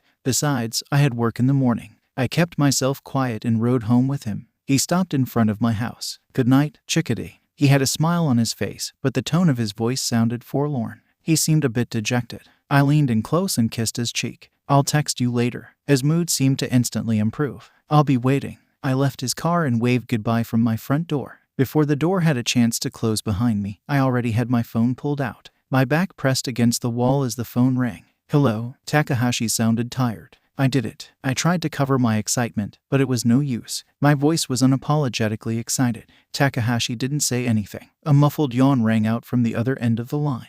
It was followed by ceramic clanking and an elongated beep. "Okay, got my tea. Now, spill yours." Cancelled plans chapter text. You know what the next step is. Takahashi rolled his chair back and forth with a smirk. "Don't say marriage." I entered some numbers on my calculator. A message from Hisashi popped up, and I grinned. My finger speed along the top of my phone's screen. Takahashi playfully hummed, making it clear he was watching me text Hisashi. I returned to my calculator. "Okay, I'll bite." I rolled my eyes and turned to Takahashi. "What is the next step?" "Meeting the best friend." Takahashi beamed at me. I frowned at him. "I've already done that." Technically, I met his best friend before I met him. and I met 𝗵𝗃 at the sports festival. A paper ball flew in my direction, and I tried to swat it away. As expected, I missed it. The wadded-up ball hit me in the face. I meant me, you walnut. Takahashi raised his voice. Several people peered in through the large glass window. Both Takahashi and I waved at them, signaling that everything was all right. I giggled. I know. I was playing with you. The sound of my pen clicking replaced my voice. Hizashi made a few plans. I was sure I could fit Takahashi in somewhere. We were going out tomorrow evening. I suppose I could ask Hizashi to meet me here. Takahashi looked excited. He had been waiting for me to introduce him and Hizashi for a while. I never got a chance to do so. Now was as good a time as any, especially since Takahashi's threat to lock Hizashi and I in a room until we kiss was officially null and void. Just don't be a complete goofball. I had no idea why I said that. There was not a doubt in my mind that the two wouldn't get along.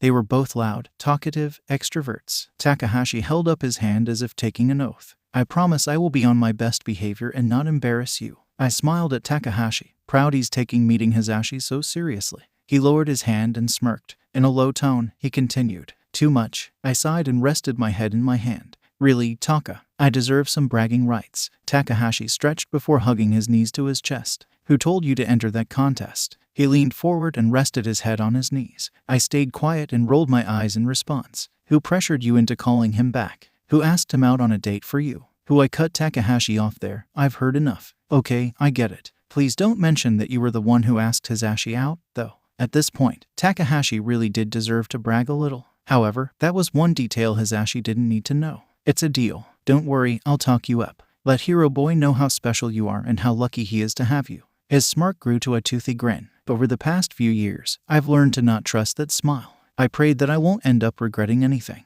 Takahashi and I said our goodbyes as I got up to finish my last round of checkups for the evening. I looked at the 6 rooms assigned to me. In my head, I figured out what was the best order to treat them. I made my way down a narrow side hallway. The ding of the elevator doors opening echoed along the walls to me. My pace quickened. Hold the elevator, I yelled. A set of gloved fingers blocked the elevator. I hurried inside and stood in the corner. An officer holding a long chain was inside. My gaze followed the trail of metal to the villain standing next to him. The villain was about my height. His body was thin and lanky. He had short, messy silver hair and dull gray eyes. The villain had his hands cuffed together tightly. The restraints around his ankles gave him just enough room to walk. He kept his head down, paying neither the officer nor me any attention. The elevator had already begun to move before I realized I never pressed a button. My finger hovered over my floor for just a moment.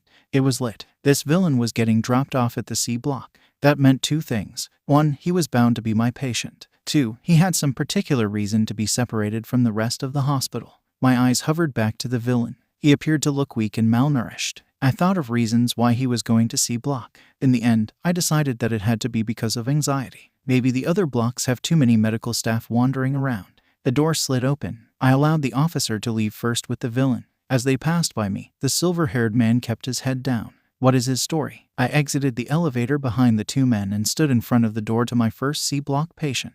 The doors on this floor had an extra precaution. The doors also required a 7-digit code to get in. I typed in my code and slid my card. Now, I wait for the red light to turn green. A door opened several rooms down. Must be the new villain's room. There was no time to look up and see. The light I was waiting for turns green for only a brief moment. If I miss it, I'd have to wait for 5 minutes to re-enter my PIN code. The light flashed green, and I turned the handle. The door creaked open. I told maintenance that they needed to get this door fixed, a thought that I'd typically keep inside. However, I used it to announce my arrival to the villain behind the door. I pulled the curtains in front of the windows closed so the officer couldn't see as he passed by. How are you this evening, Mr. Harada? The villain stayed quiet. He was completely pinned to his bed. His ankles and wrists were cuffed to the metal grips on the side of his bed. I reached into my pocket and pulled out a silver key. Mr. Hatada's red eyes lit up as soon as he saw it. I slid the key into one of his restraints. A soft click rang out, followed by the cuff falling off the villain's ankle. Key in hand, I went around the medical bed, freeing the villain one restraint at a time. Go on and stretch. Be careful not to pull out your IV. I sat down at the foot of the medical bed as Mr. Harada got to his feet. He placed his hands on his lower back and leaned as far back as he could. The villain groaned as a loud yet satisfying pop sounded. He twisted his head, getting another crack from his neck. He sat down next to me on the bed, bending at his fingers. I've been waiting all day for that. Mr. Harada sounded relieved. We sat and talked for a moment. Mr. Harada was venting about his meals, and I promised I'd try to get the kitchen to give him larger portions. He huffed out a slight laugh. As usual, Mr. Harada was too stubborn to give up his tough guy act. I knew he was a teddy bear under that fearsome facade he puts on. I rose to my feet and spun on my heels towards Mr. Harada. I gotta take those vitals now. Mr. Harada stayed perfectly still for most of his checkup. He didn't flinch when I gave him his shot, and he didn't fuss when I took his temperature. The villain moved quite a bit when it was time to take his blood pressure. As the device squeezed his arm, Mr. Harada began moving. I informed him beforehand that if he moved, we would have to take his blood pressure all over again. After our third time, I realized he was doing it on purpose. I placed my hands on my hips. Masaru Harada, are you trying to keep me here all day? My tone was stern yet playful. He lightly chuckled before answering. Maybe I am. I began tapping my foot, and he grinned. Sorry, I'll be still. Mr. Harada stayed motionless as the machine squeezed his arm for the fourth time. A set of numbers flashed on the screen, and I jotted them down on my clipboard. Thank you. The much larger villain laid back down on the medical bed. I softly apologized as I began to restrain him to the metal grips. Mr. Harada let out a raspy chuckle. I swear, giving cavities with how sweet you are must be your quirk. Well, thank you. I knew you're just a big teddy bear under all that. The final restraint clicked into place. Well, I'll see you tomorrow, okay. I slipped the key back into my pocket before pulling the curtains back, revealing the dark, empty hallway. The villain nodded. I entered my PIN code and slid my key card. Mr. Harada's gaze reflected in the silver key lock in front of me. My head hung low, part of my attention on the red light. The rest of it was staring at the villain's reflection. The green flashing light caught my attention, and I quickly opened up the door. I was alone in the hallway. My eyes drifted further down towards where the officer had taken the new villain.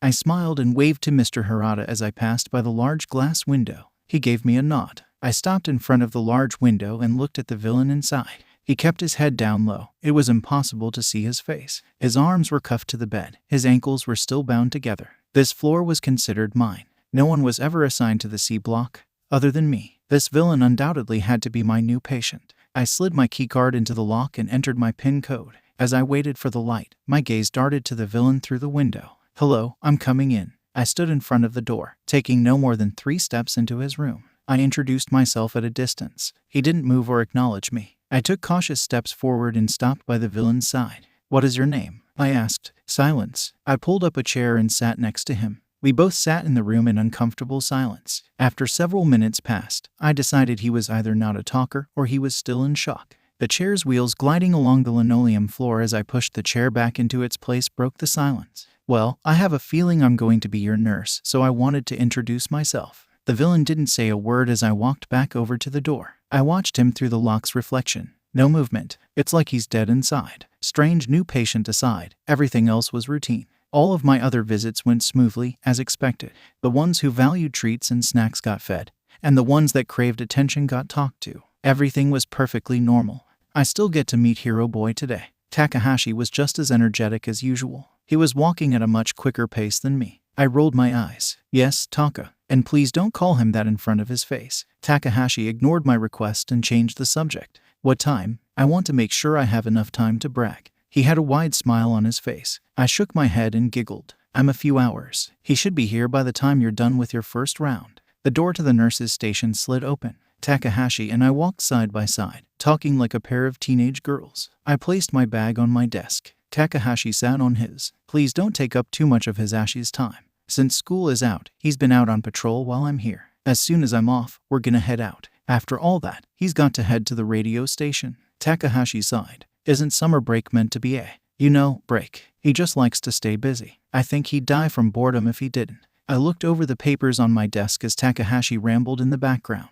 As expected, the new villain was handed off to me. I scanned over his file since he didn't seem to want to talk to me the evening before. Haru Shimoda is his name. A loud slam sounded, and I nearly fell out of my seat. Takahashi snickered as he took the file in my hands and thumbed through it. Is this the villain you were talking about on the way here? I attempted to grab the paper from his hands. Takahashi effortlessly moved it out of my reach. His pastel pink eyes shone as he playfully giggled. Damn his enhanced reflexes. Takahashi looked back down at the file. He cocked his head to the side. Oh, best genist apprehended him. He sighed dreamily. There was my chance. Mine. I snatched the paper from Takahashi. I waved it about in my hand. I got it. Takahashi snapped out of his daydream and looked at me with confused eyes. I would have given it back if you asked. I pouted before looking back down at the new file in my hands. Yeah, right. My patients all had specific times I had to give them checkups. Mr. Higashi, Mr. Harada, and Ms. Ogino all needed to be visited 3 times a day. Once in the morning, once in the afternoon,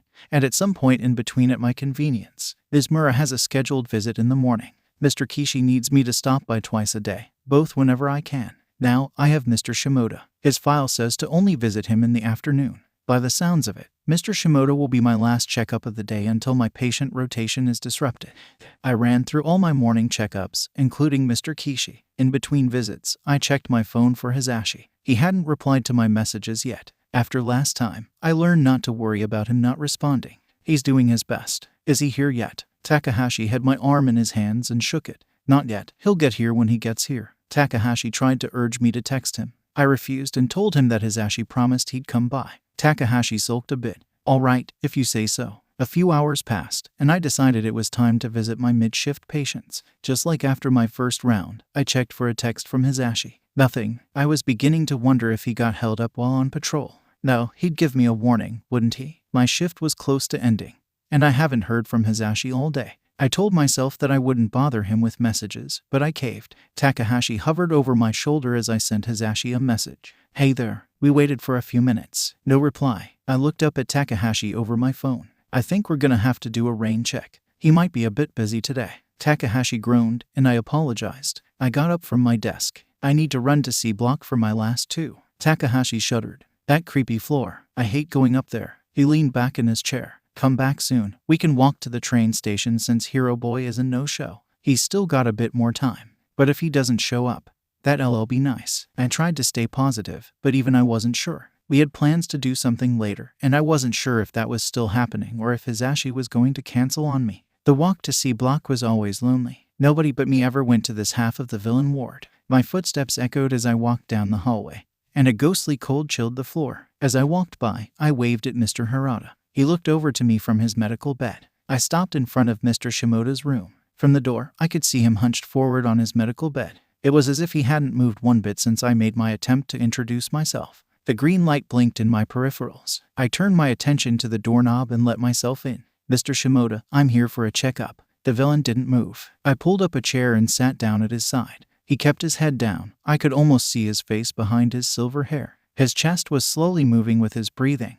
Something about him seemed off. Then again, many of the quiet villains give me that impression at first. I kept my hands folded on my lap. The last thing I wanted to do was to alarm Mr. Shimoda by making sudden movements. Establishing trust is the foundation of my work. The room filled with an eerie silence. Either a minute or an hour could have passed. It was difficult to tell. I leaned forward and looked up at Mr. Shimoda. His eyes appeared hollowed like a dead man. I'm going to check for a pulse, I say. My fingers touched his neck, and his body flinched. I yanked my hand back and promptly apologized. We continued sitting in uncomfortable silence for a while longer. I reached into my pocket and pulled out the skeleton key that unlocked many of the restraints. I placed the key in its slot, and the cuffs clicked. They fell in front of the villain, lightly bouncing on his medical bed. For the first time since Mr. Shimoda was placed in the room, he showed signs of life. His bony fingers touched his now freed wrists. I smiled at him. It's a lot more comfortable without those on, right? Mr. Shimoda's head snapped in my direction.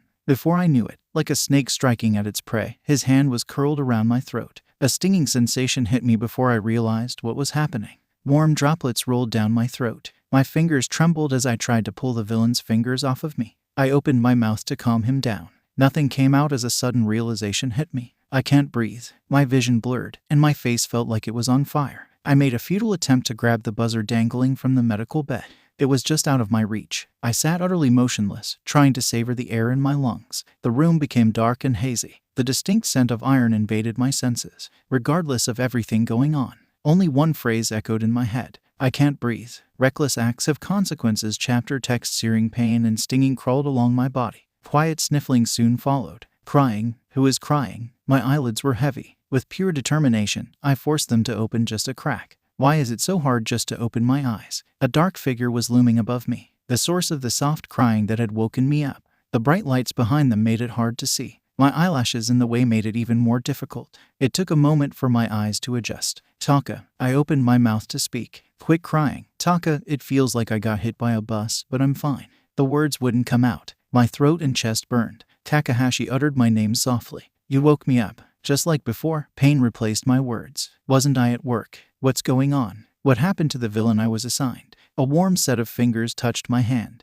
A familiar set of pastel pink eyes stared down at me. You're finally awake. Oh, thank you. Thank you so much. Takahashi sounded broken, raising even more questions. I'm still very confused. My eyelids felt like they gained an extra 100 pounds, and my vision darkened as they closed. Takahashi spoke up again. Rest up. I'll be right here if you need me. My eyelids opened partially. I weakly blinked, adjusting my eyes to the bright lights. How long was I asleep? It felt like months, but also a few seconds. I felt rested, but also exhausted. Takahashi was huddled under a thin blanket in the corner. One leg was pulled onto his chair while the other stayed firmly planted on the ground.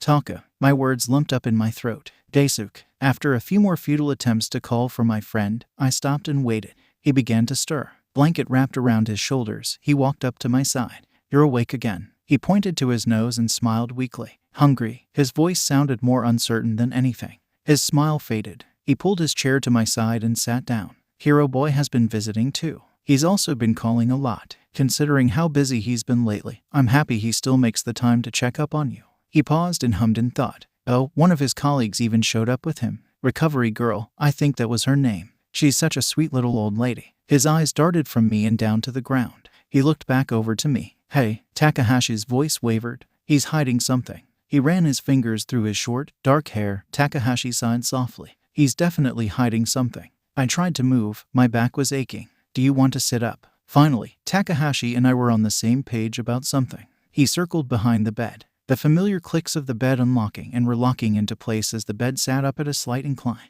He returned to my bedside. Better? He stopped. His weak smile faded. Oh, right. Oh, right. What does that mean? Takahashi sat down. Hey, listen. He stopped and wiped away a tear with his thumb. Takahashi looked away and paused. He took an unsteady breath. I noticed him whisper something inaudible under his breath. His gaze returned to me. I'm listening. You were unconscious when we found you. The patient you were treating attacked. Hero Boy ended up stopping by. The villain in the neighboring room kept hitting his buzzer. Something fell off, so I took him up to 𝗧𝗵𝗃 with me. I knew you weren't expecting Hero Boy to show up that day, so we thought we could surprise you. Takahashi's voice hitched. He let out a small, helpless whimper. Takahashi hung his head down. If he didn't show up, if he didn't act immediately and pry that villain off you, I don't know if you would have been found alive. If not for that buzzer going off, I don't think anyone would have thought to check up on you. Takahashi buried his face in his hands. For the first time since I woke up, I felt something that wasn't some variation of pain. A warm tear rolled down my cheek. I've never seen Takahashi cry before. The fact that those tears were for my sake made me feel worse. He took a deep breath and raised his head. His eyes were red and puffy. Under his breath, he tried to silently motivate himself to keep talking. Recovery girl helped more than we could have ever asked, but she couldn't heal you completely. You suffered extensive injuries around your neck and chest. He paused and looked away. Once again, he motivated himself to keep talking. That damage also included your vocal cords. My heart stopped. I knew what Takahashi was getting at. I knew something was wrong from the moment I woke up. Still, I needed to hear him say it for myself. I'm so sorry. The doctors here don't think you'll ever be able to speak again. Takahashi took a breathy exhale. He looked both relieved and devastated to be giving me the news. There's always hope, though. Doctors aren't perfect. They make mistakes too, right? So, don't lose hope. Takahashi sounded unconfident. He didn't even believe his words. What made him think I would? My mind went blank, and I was emotionless. Finally, after processing everything, a thought came to me. What am I going to do? My whole life revolved around being able to communicate. Who would keep a mute nurse? I won't be able to use Lullaby. Quirk aside, I'll never be able to sing again. Takahashi's fingers lightly ran along my face. I hadn't noticed the tears streaming down until he began wiping them away. Right now, you, me, and the doctors are the only ones that know. It's not my place to tell anyone else. Takahashi's words were vague, but I knew exactly who he was talking about specifically. Hisashi. I couldn't fathom how I was going to tell anyone, both figuratively and literally. Takahashi held my hand. Can you squeeze? I tried my best. It was frail and powerless. The doorknob across the room turned. Takahashi placed my hand back down to my side. Looks like Hero Boy came for a visit, he whispered. He got up from his seat and met with Hisashi a distance away from me. The two shared a few short words that I couldn't quite hear. Hisashi walked up to me. He gently placed his hand on top of mine. Hey there, how are you doing? Tears began to run down my face as I fell under the pressure of what to do. I can't answer him. Takahashi came up behind Hizashi. He placed a hand on the hero's shoulder. My dark-haired friend hesitated as soon as Hizashi turned to face him. She's in no condition to speak, she just woke up. Hizashi nodded. Oh, okay, I get it. He turned around towards me. You gave me a scare. I'm glad you're okay. He played with his hair and his fingers. I'm sorry. I wish I had been there sooner. You don't know how relieved I am. His voice cracked. I don't know if I could have handled any more bad news this week. What does he mean by that? An awful, sinking feeling came over me. Does telling him I will never speak again count as bad news? Hizashi looked broken. I couldn't imagine how much blame he had been carrying. I gave him a hollow smile, something to let him know things were going to be okay. He lifted his red-rimmed glasses and wiped at his eyes. You're really tough, you know that. I nodded. It was the only way I could answer him. My eyes drifted towards Takahashi for a split second. I didn't know what to do. We made eye contact in that brief moment. He stepped in between Hizashi and I think she needs to rest. Hizashi looked over to me and back to Takahashi. Yeah, maybe. You know more about hospital stuff than I do. He leaned forward and planted a small kiss on my forehead. Rest up, okay. I'll visit again soon. I smiled at Hizashi. In the corner of my eye, I noticed Takahashi with his hands over his mouth. With widened eyes, he watched Hizashi leave the room. As soon as the door touched its frame, Takahashi erupted with comments about how cute we are and how happy he is. He fanned himself off with his hands and took a deep breath. Sorry, I'll stop. The fact that I didn't need to tell Takahashi to cut it out made a wave of relief came over me. I was still digesting this massive change. Takahashi placed a hand on my head. But I wasn't lying. You really do need to rest. He pulled the thin blanket supplied by the hospital over me before sitting in the corner. I'll be right here if you need me. Don't be afraid to. Takahashi cut himself off and quietly apologized.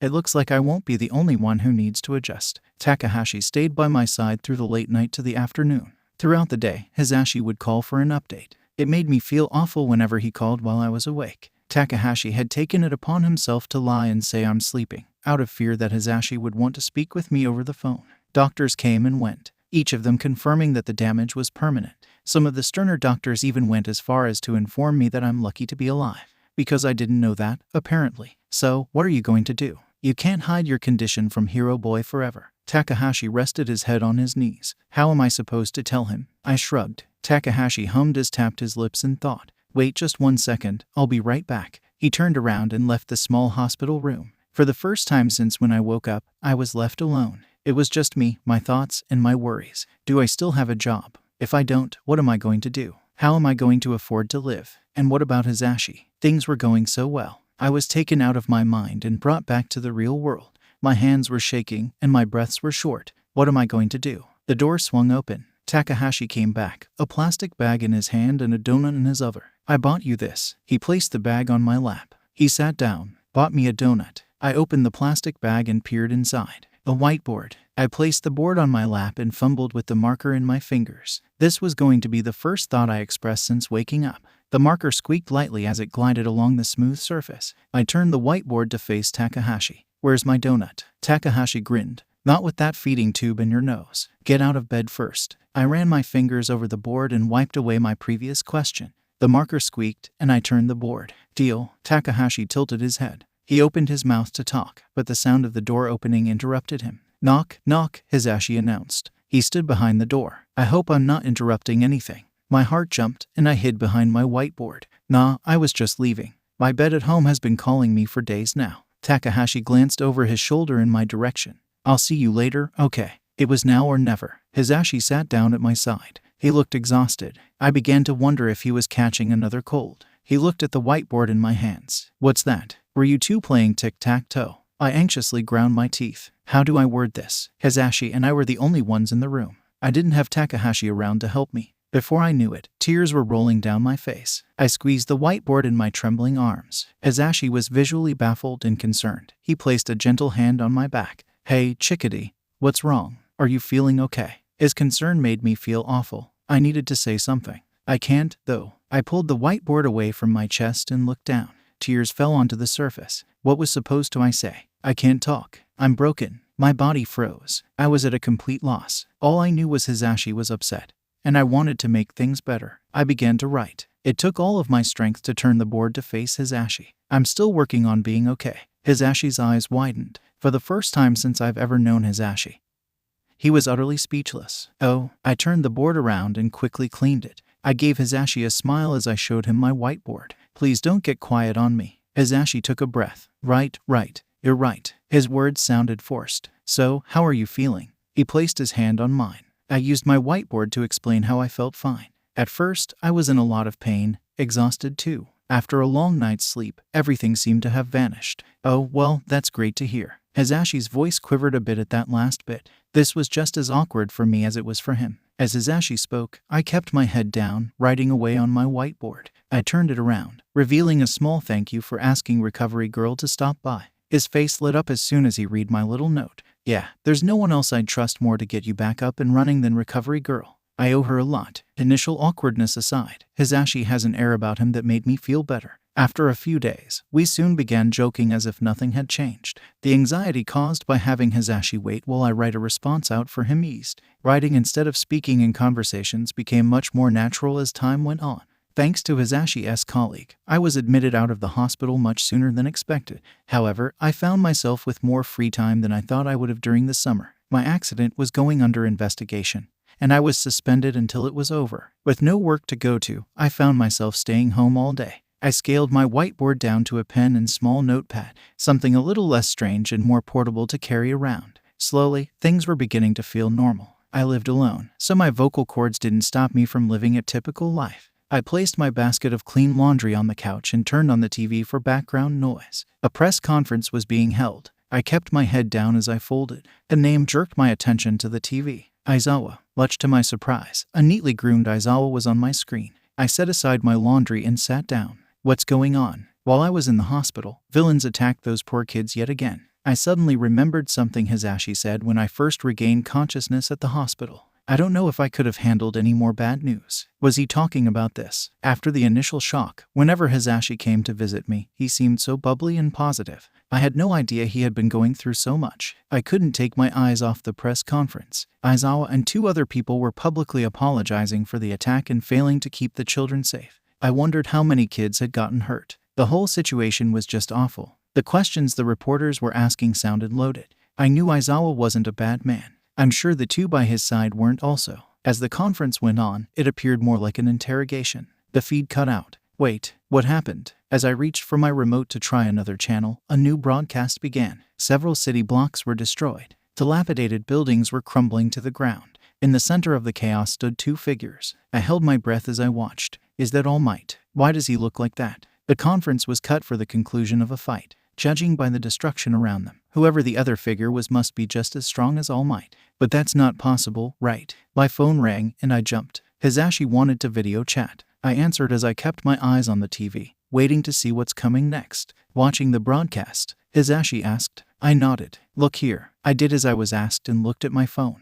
Hizashi had a serious look on his face. Sorry, I wasn't allowed to talk about all of this. Don't get stressed out over it. All Might is in the spotlight. Has he ever lost? I shook my head. All Might has never lost as far as I could ever recall. Hizashi smiled. He'll take care of everything. Don't you worry one bit. I couldn't thank Hizashi enough. He guessed that I'd be worried and he called me to ease my mind.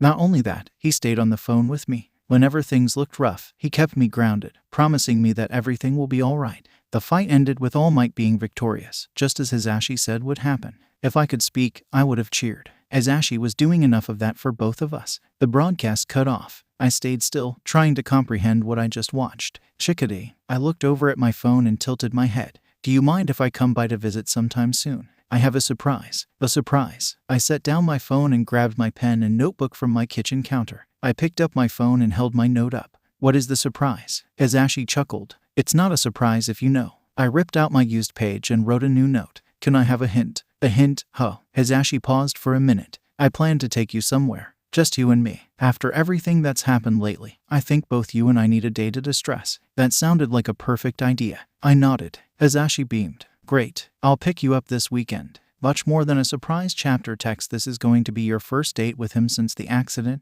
isn't it? I nodded and pulled my laptop onto my lap. Takahashi messed with his webcam for a moment before leaning back into his chair. How are you planning to talk to him? I grabbed my notepad and pen and held it in front of me. Well, something is better than nothing. Any idea where you're going? I placed my notepad off to the side, trying to save as many sheets of paper as I can before shaking my head. My fingers hovered over my keyboard, and I began typing away. He said it was a surprise. Takahashi read out loud. He paused. You know, you're faster at typing than writing. Why don't you invest in some text-to-speech or something like that? I frowned at him and began to type. Takahashi tilted his head a bit. Because I don't like how those robotic voices sound. It's weird. I guess you have a point. Takahashi stared at me. Well, you look cute. I'm sure you'll have a good time regardless. I smiled at him in response and gave him a thumbs up, for lack of a better gesture. My gaze shifted to the clock in the corner of my laptop screen. I looked up at Takahashi and tapped my index finger against my wrist. He hummed for a split second. It's time to go. I nodded. He smiled back at me. All right, girl. Go show him you don't need to talk to still be fun. I waved goodbye right before closing the video chat. I sat outside as I waited for Hisashi to come by. My fingers ran along the top of my skirt. The ruffles straightened out as my hands ran over them before springing back into place. It was unusually warm, even for a summer day like this. The heat out in the distance made the street appear to be wavy. I was thankful my neighbor's tree was so close to my house. The looming shadow provided more than enough shade. Hisashi's little red car pulled up by the sidewalk. The door slammed, and he began to walk up to me. Hello. I noticed he had also given me a little wave. He held one hand behind his back as he walked. I leaned to the side, trying to catch a small glimpse of what he was hiding. He turned, so his body blocked whatever it was. No peeking. He gave me a quick wink. He stepped in front of me and pulled his hand out, revealing the thing behind his back. Hisashi was holding a flower with delicate petals in my favorite color. He leaned forward. His fingers carefully moved my hair as he tucked the flower's stem behind my ear. He cocked his head to the side, his eyes darting around for a moment. It looks good on you. The dreamlike look on Hisashi's face faded. Are you ready to go? He pointed to me and then his car. I raised a brow as I looked at him. Is it just me, or is he talking with his hands a lot more than usual? I shook off the feeling and nodded. As soon as I stood up, Hisashi interlaced his fingers with mine for a brief moment as he led me to his car. He opened the door for me, and I sat down. While I was waiting for Hisashi to arrive at my house, I had written out a few pre-made sentences that I figured would come up on a regular date. I flipped through my little notepad. As Hisashi circled around to the driver's side, my eyes quickly scanned each page for the question I was looking for. As soon as he sat down, I tapped on his shoulder and held up the question. How am I? He smiled at me. Doing great. I turned to the next page and pointed to a sentence written near the center of the paper. That's great to hear, Hisashi read out loud. His emerald eyes scanned the paper. You put a lot of thought into that page. I placed the notepad on my lap.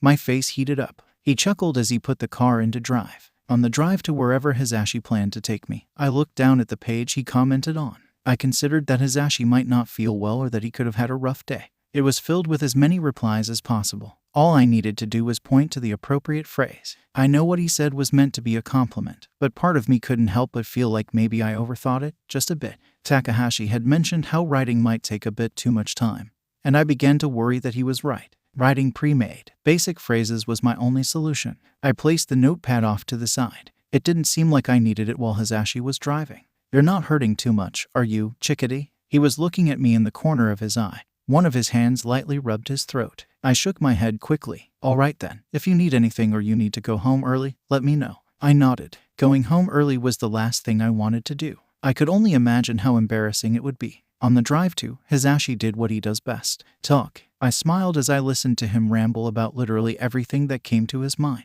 He was obviously flexing his ability to just go on and on and on. No doubt a skill he honed while working at his radio show. I, however, was listening carefully to every word, trying to hear for a hint about where we're going. Every time he was stopped by a red light, he'd glance over towards me and ask a yes or no question. Was my day okay so far? Was I waiting outside long? Did I have any guesses where we're going? Something quick and easy for me to reply to without me needing to write my answer down or him needing to take his eyes off the road for too long. The car slowed down to a stop. There were cars everywhere, and buildings were jammed in close to each other. I had no idea where Hisashi had taken me. It was a city, and so far, that's all I could figure out. We're here, he announced. I exited the car and waited for Hisashi. He took my hand in his and carefully led me towards a tall white building littered with windows. My eyes scanned around, looking for a neon sign. Nothing. The sound of cars honking and people yelling filled the air. Across the street, a few stores were tightly packed together. I wondered if the building was an unnamed store. Hisashi held the door open for me. A gust of cold escaped the building and cooled down the hot outside air. Hisashi's hand pressed between my shoulder blades. He gently nudged me inside. You never realize just how hot it is outside until you step into a cold room. I nodded in response. A woman was sitting at the front desk with her nose in her phone. As she looked up, a quiet jingle from her earrings sounded. She smiled and greeted us, calling Hizashi by name. Wherever this was, he must come here a lot. Hizashi led me to an elevator and pressed a button that took us all the way up to the top floor. The doors opened, and he walked over to a locked door tucked away around the corner. Nothing about the decor gave away where we were.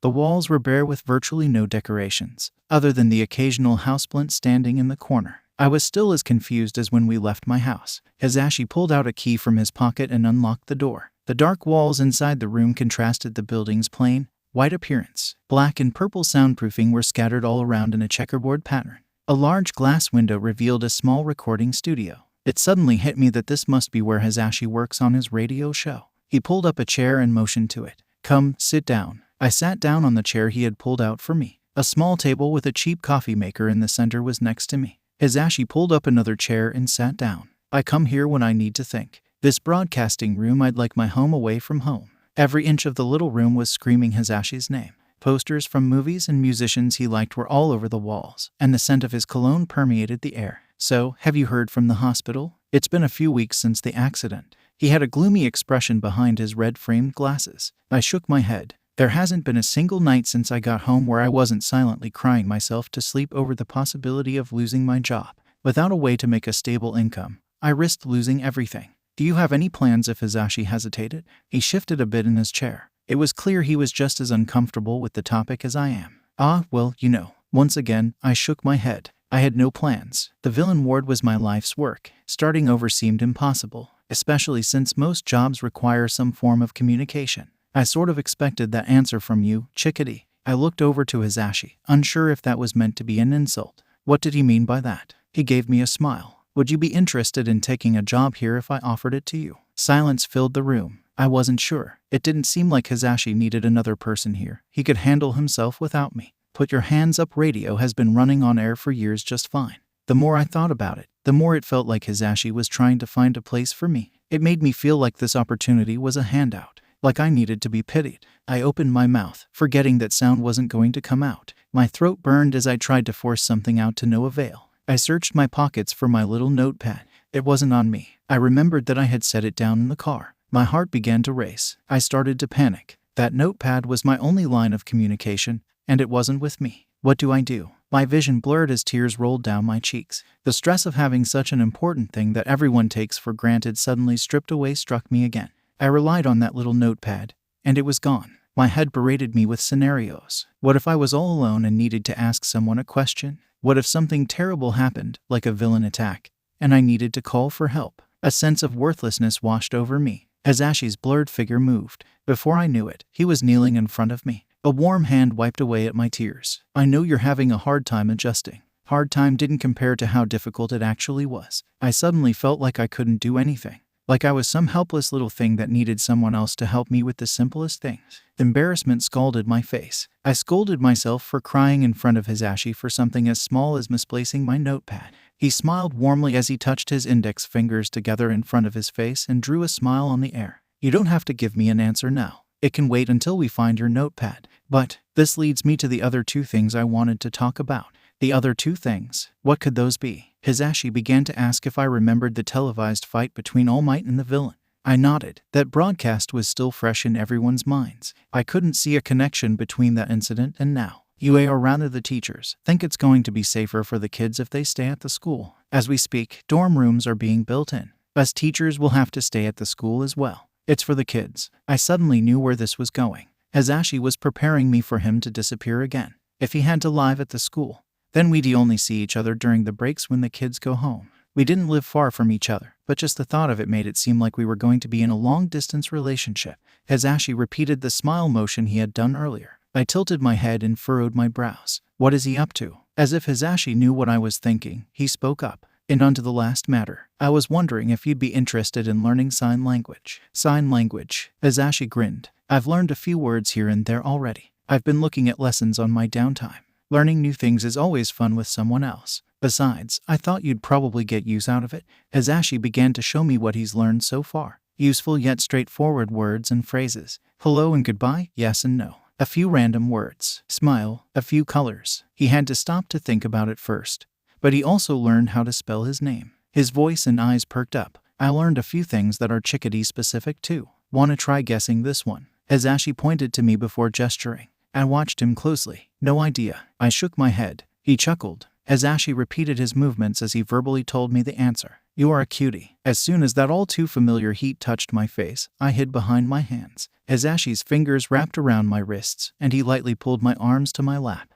Don't be shy. Your blushes are cute too. Hands on my lap, I looked down at Hizashi. He remained kneeling in front of me. Hizashi wore a hopeful look on his face, interested in learning sign language. I wanted to say yes. Hizashi had shown it to me earlier. I folded my arms in front of me and thought about it. Which ones were yes and no again? Either Hizashi was also psychic, or he was simply including his limited knowledge as he talked. Is it a yes or a no? Hizashi made the gestures I was wondering about. I smiled and repeated his motion for yes. Hizashi's face lit up instantly. Awesome. And what about my first question? That I didn't know the answer to. I had to think it over still. I shrugged. Hizashi solemnly nodded. Right. It's a big decision. I'll give you some time. Forgetting how he said thank you earlier, I gave him a smile instead. Hizashi gave me a small tour of his little broadcasting room. He showed me where he immaculately stored his music. After, he reintroduced me to his coffee maker. Hizashi ended the tour by showing me the broadcasting transmitter. As I sat down in front of it, his finger hovered over various buttons as he explained what they do. I didn't expect to have such an educational date with Hizashi. It was a nice change of pace. Not that I didn't like any of the other ones we've been on. I learned a lot, both about broadcasting and sign language. It was evident he was passionate about teaching. His students were fortunate to have him around. After listening to him, I realized he put more time and effort went into having a radio show than I thought. Ever since the accident, I've been able to catch his radio show thanks to all the extra free time. He made it seem effortless, like this was something he was born to do. As it turns out, he does a lot more planning than he let on, selecting music weeks in advance and writing down conversation topics for when he needs to ramble. He had a list of scheduled appointments for guest speakers, mostly other fellow heroes with the occasional police officer or firefighter. I also got to take a look at a book filled cover to cover with future segment ideas. I thumbed through the ideas in his book while he made us some coffee. It looked like Hizashi was thinking about letting people call him for advice, depending on what people ask. I could imagine that being a fantastic idea or an utter dumpster fire. By the time I got to a few pages in, it was evident that the newer ideas were tucked away in the back. I flipped to the last few pages to see what Hizashi had recently come up with.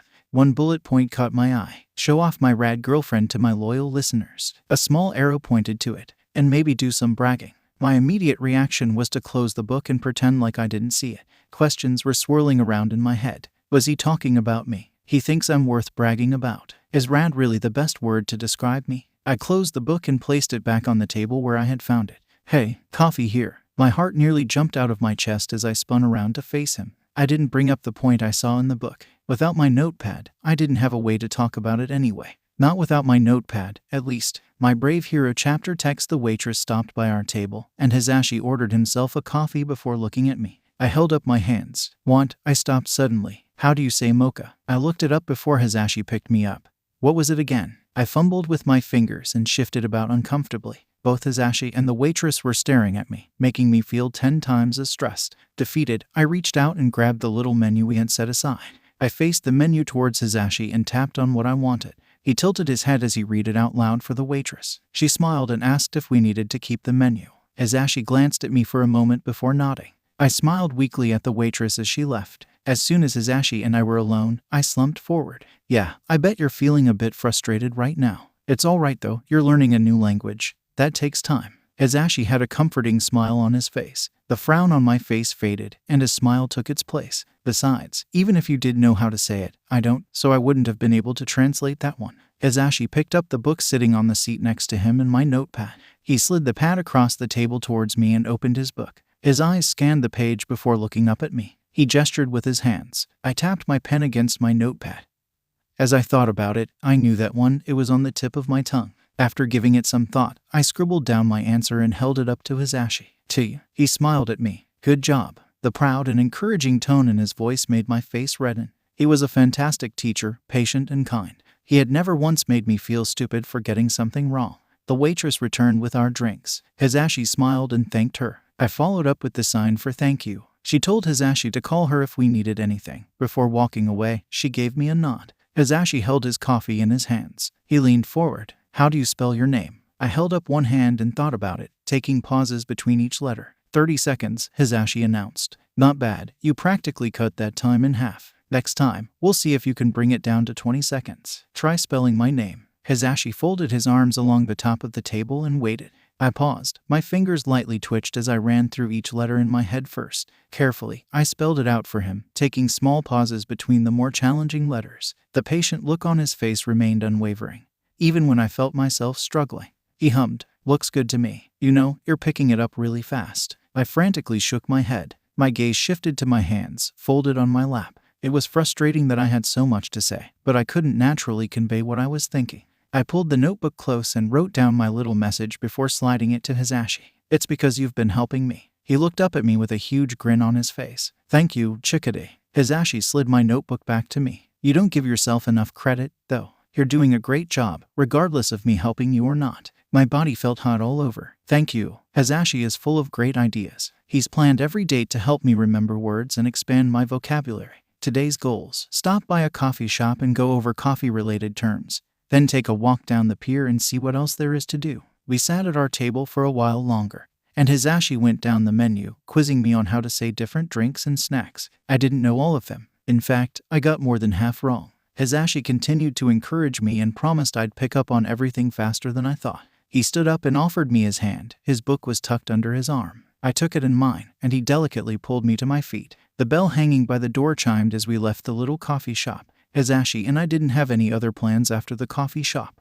The pier was full of all sorts of stores and attractions only during the summer. He thought it would be fun to look around before it was too late. Summer break was ending in just a few days. Our fingers intermingled as we held hands. The hot summer sun made my skin tingle. The pier was crowded. For the most part, we were left alone. A few fans recognized Hizashi outside of his hero costume. They said hello, asked for some autographs, and a few pictures. Some people asked him to record special voice messages for friends or family. Hizashi happily obliged. He was far too kind to deny their requests. Each time Hizashi got stopped by a fan, he would apologize to me. It wasn't a big deal. At this point, I knew it was just part of being a hero. For me, I found myself more frustrated that I had things to say but couldn't just say it. I wrote out a little note and held it up whenever he apologized. "Don't worry about it." We occasionally stopped by small street shops selling handmade goods. I looked over some necklaces and bracelets for a while. Hizashi hovered close to me. I tried my best to not look too enthusiastic about any of the trinkets, fearing that Hizashi would spend even more money on me. "So, do you know what you want to do?" he asked. I didn't. Something caught my eye as we walked. A tall building with a domed roof. Trees lined a paved path to a flower-adorned entrance. My hand grabbed Hizashi's wrist, and I gave him a light tug. As soon as he looked over to me, I pointed to the building. "A botanical garden." "Sure, I dig it." Hizashi held the door open as I walked in. A gust of cold air instantly chilled me. I wrapped my hands around my arms. A woman sat behind the front desk. She tucked a lock of her short, light purple hair behind her ear, and it immediately fell back into place. Her red eyes squinted a bit as she smiled. "Hello, welcome, how are you doing?" I stood by Hizashi's side as he talked to the woman. She led us to the door and stopped before turning the handle all the way. "Oh, before I forget, please do not touch the butterfly's wings while you're in there." She let out a saddened sigh. "You wouldn't believe how often that happens." I nodded with a smile on my face. "Butterflies," Hizashi repeated. "Oh, okay." My fingers interlaced with his as I took my first few steps into the garden. I had nearly been pulled back when I realized Hizashi hadn't moved. Hizashi let out a short, quiet laugh. "Sorry, 𝗧𝗵𝗃𝗧𝗏." The garden appeared much larger on the inside than the outside let on. Flowered bushes lined the path, and massive trees loomed overhead. A small pond with a fountain in the center decorated the middle of the garden. Butterflies were everywhere. They clung onto flowers and tree leaves like decorations, adding a splash of color to whatever they rested on. For once, I was taking the lead. Hizashi followed close but at a much slower pace. I had to slow down noticeably just so we could walk side by side. The flowers and trees had little markers on them, giving a little bit of information about them. I'd stop at the flowers that caught my eye and read the small placard posted in front. I looked behind me to Hizashi. He was looking at something over his shoulder. I tried to follow his eyes, interested in what he was looking at. The fountain, maybe. Or those flowers. Hizashi looked down at me. His usually big, bright smile was small and shy. Hizashi was unusually quiet. I tried my best to figuratively break the silence. I scribbled pages and pages of questions and comments into my notebook, and Hizashi returned with 1 or 2 sentence replies. Something was off. Hizashi has been so quiet. I tried to ignore it, but as we walked further and further into the garden, it became harder to ignore. Whenever I took quick glances up at Hisashi, I noticed he had a frown on his face. It would only soften when he saw I was looking up at him. I stopped in front of a row of colorful flowers. A small, pastel blue butterfly was resting on a bed of red petals. Hisashi had his back turned to me. I placed one hand before the butterfly and gently nudged it with a finger. The butterfly took small steps onto my hand. It stayed in its spot as I carried it in my palm. Carefully, I took the butterfly to Hisashi. My free hand gripped onto his sleeve, and I lightly tugged. "What's up, Kai?" He stopped. His face went white as I held up the butterfly to him. Hisashi's mouth hung open a bit. He took a step back from me. The look in his eye almost seemed repulsed. "Is something wrong?" The little butterfly fluttered its wings and lifted off into the air. Hisashi flinched. It disappeared into the trees. He cleared his throat and let out a much more noticeably nervous chuckle. I tilted my head, and my eyes met his. Hisashi played with a loose strand of blonde hair between his fingers. I opened my notebook to a clean page, and I wrote down a note for Hisashi. "Are you okay?" "I'm fine, perfectly fine." "Okay." Hisashi chuckled with an ever-growing look of worry on his face. I frowned at him. He didn't sound okay to me. His hands found their way to my shoulders. "I'm fine, really." Hisashi immediately stopped and let out a nervous yelp as a butterfly flew by his head. He flinched, arms suddenly wrapped around his head. Hisashi peeked through a gap between his arms. I scribbled a new note. Once the butterfly was far enough away, I poked Hisashi and held up the notebook.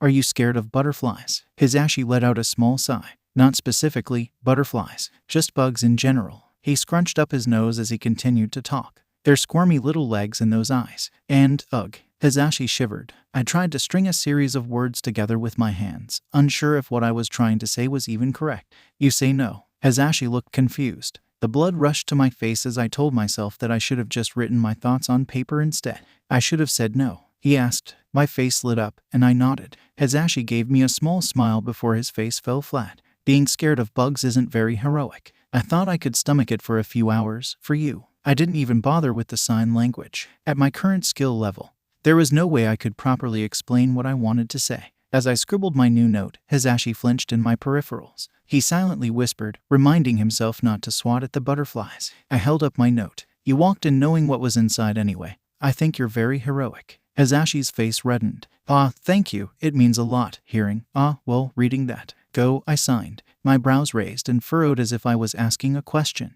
"Yes, please." Hisashi spoke in a quiet and anxious tone. I smiled at Hisashi as I took his hand and led him back towards the exit. "Oh, back already?" the woman at the front counter asked as soon as we passed through the door. I nodded with a smile on my face. Yeah," Hisashi answered. My hand slipped from Hisashi's. I kept my head down and my pen on my paper as we walked. He was quiet. He still gave off a bit of anxious energy. I wrote down something that scares me. I wanted to make it fair. I stopped, and Hisashi did the same. We took a second so he could read my note. His whole demeanor relaxed, and a wide smile crossed his lips. "Oh, really? That's good to know." He wrapped an arm around my shoulder, and we continued to walk. His hold tightened a bit, almost as if it were a hug. I rested my head against him. For someone who can be so loud and hectic, Hisashi made me feel at ease. The sky darkened as we returned to window shopping. Hidden by a curtain of darkness, fewer people stopped Hisashi and I for an autograph or picture. It was nice being able to go out in public and having him all to myself. We took a break. The summer heat drifted by as we sat down on a bench, looking over the pier. Stars sprinkling the sky and reflected on the water's surface. The darkened sky made it too hard to read my notebook, so I put it away for the night. "Oh, I bought you something," Hisashi said. I looked over towards him. He was digging in his jacket pocket. He was lucky that it was a bit too dark to read my book. I would have said something about the gift. While I appreciate it, he did pay at the cafe, the garden, and drove us to the pier. Hisashi pulled out a little box. He beamed as I took it. "Thank you." He anxiously hoped I would like it. The dark-colored box was soft. The lid hid a small, silver bracelet with a single jeweled butterfly charm. "Cute." Hisashi beamed at my response. "I'm glad you like it. I've been playing around with getting you a bracelet to add a charm that might remind you of the date." I wasn't sure, but when I spotted the butterfly charm, well, I had to. It was meant to be. Hisashi held my hand and placed it in front of him. He clasped the bracelet around my wrist. "There we go. Looks rockin' on you." My heart squeezed. "Thank you." We didn't stay outside for much longer. Hisashi wanted to take a short nap before going to job number 3, the radio station. As much as I'd love to keep hanging out with him and maybe watched his radio show live, I didn't want to keep him awake, so I agreed to let him sleep. Hisashi played a few songs on the radio, a sneak peek of a small handful of songs he planned to play at work. He asked for my opinions. Hizashi wanted to hear if I thought it sounded good or should he remove a few of them. I thought it was fine, however. I don't know the technical stuff about being a radio host. The car slowed in front of my house. Hizashi played with his hair. Well, here we are. Hizashi followed me to the door. He playfully wrapped his arms around my shoulders and tightly squeezed. He pressed his cheek against the top of my head and lightly rocked side to side. He let go of me. A hand lightly touched my cheek. Hizashi kissed my forehead. My heart fluttered. "I'll see you around, 𝗧𝗵𝗃𝗲." I nodded. I waved goodbye as Hizashi drove off. He's so sweet. Hizashi's car disappeared into the distance. It was like I could still feel his lips against my skin. I locked the door behind me and pressed my back against the wall as I stared at my new bracelet. Time to gloat. The house filled with the sound of my footsteps as I searched for good lighting to take pictures of the bracelet. I sent one to Takahashi and waited for a reply. Going to a photo shoot chapter text, "Hello, present Mike, sir. Do you have a moment?" Hizashi recoiled a bit. He looked down at the microphone waved in front of him. "It's just a few questions. It won't take much of your time." Hizashi hummed. He had a slight frown on his face. "I'm sorta busy, ya dick." He grabbed onto my wrist and quickly, yet gently, tugged me along. I glanced over my shoulder towards the young woman and cameraman we had left behind. The camera was still facing our way. I returned my gaze forward towards the sidewalk. Hizashi's hand slipped from my wrist and moved towards my fingers. He quietly apologized for pulling me so suddenly. "Can't say I'm a fan of those gossip magazines." He had a smile on his face, but he still seemed a bit irritated. His quickened pace slowed, and we were now walking at a normal pace. "I think they've noticed you, so they want to make some sort of article. I know that's not your thing, so I'm doing what I can to keep you from it." I tugged on Hizashi's sleeve, and he looked down at me. "Thank you." Hizashi beamed. "Don't mention it." The summer heat was especially hot today. Off in the far distance, heat waves distorted the sidewalk. My mouth felt dry as we walked, and I mentally reminded myself that this was my fault for suggesting that we walk. I scanned my surroundings. People were walking around wearing as little as they felt comfortable wearing, or, for a few others, as little as the law would allow. Hizashi, on the other hand, was wearing his hero costume, leather jacket and all. Just looking at him made me uncomfortably hot. I had nearly dropped his directional speaker when Hizashi let me hold it. I couldn't imagine wearing that along with the rest of his outfit in this heat. I waved my free hand and caught Hizashi's attention. "You, hot." His face lit up. "Well, thank you, that's quite the compliment." My face scorched a red hue, and I fumbled with my hands, trying to explain that's not what I meant while shaking my head frantically. Hizashi chuckled. I know.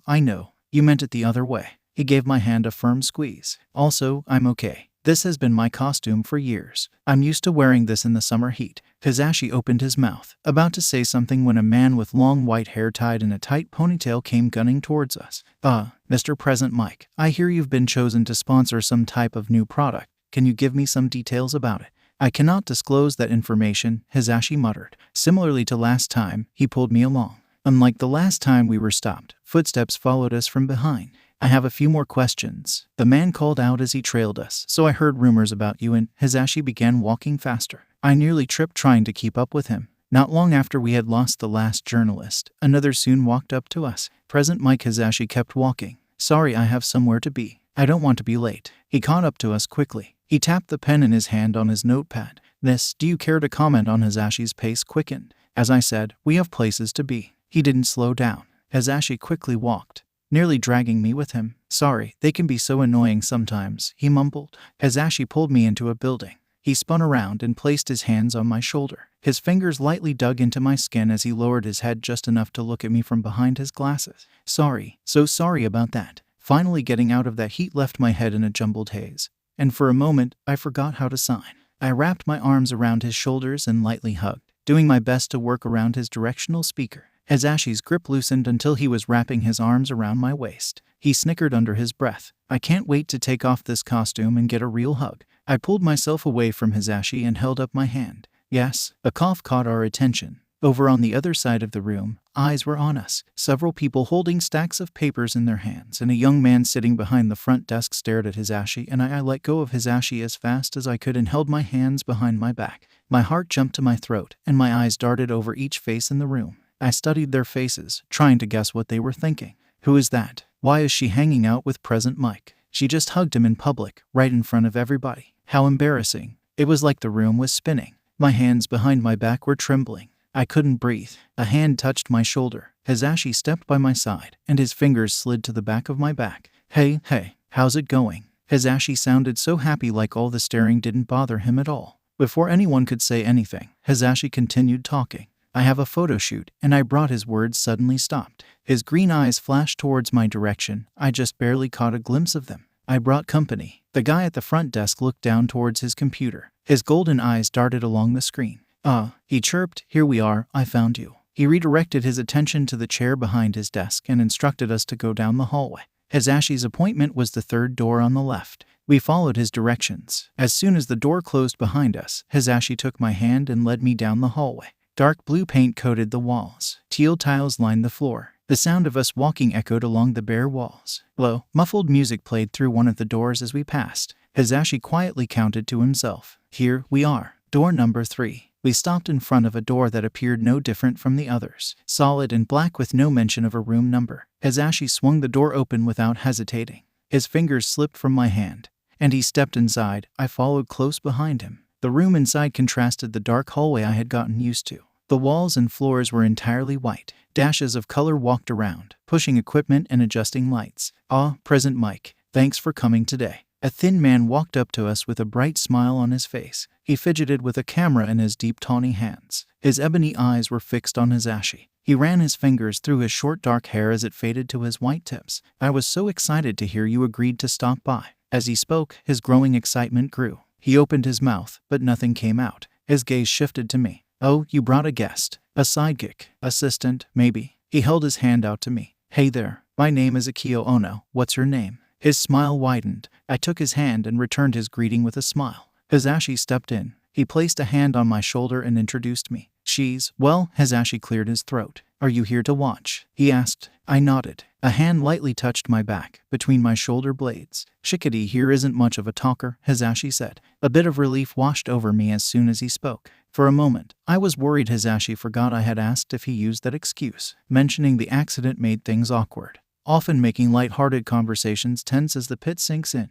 I didn't want that. Akio chuckled under his breath. I didn't know you were the kind of guy to hang out with the quiet types. Hisashi laughed loudly. He was probably thinking of Aizawa. It seems he gravitates to generally silent people. Then again, at times, most people are quiet by comparison. The dark-haired man directed Hizashi towards the other side of the room. Other people were setting up props. Hisashi spoke to the others while Akio messed with the camera in his hands. I stood far in the back, watching at a distance. Akio looked over his shoulder. Here, let me get you a chair. He dropped the camera, allowing it to dangle from the strap around his neck. I opened my mouth to stop him, but of course, nothing came out. My words were stuck in my throat with an all-too-familiar stinging sensation. Akio stepped outside the room and returned with a small, metal fold-out chair. He placed the chair in between a set of lights. There you go, miss. I smiled and gave him a nod as I sat down. Akio picked up his camera and lowered through it. He turned to a woman with her hair tied into a tight ponytail.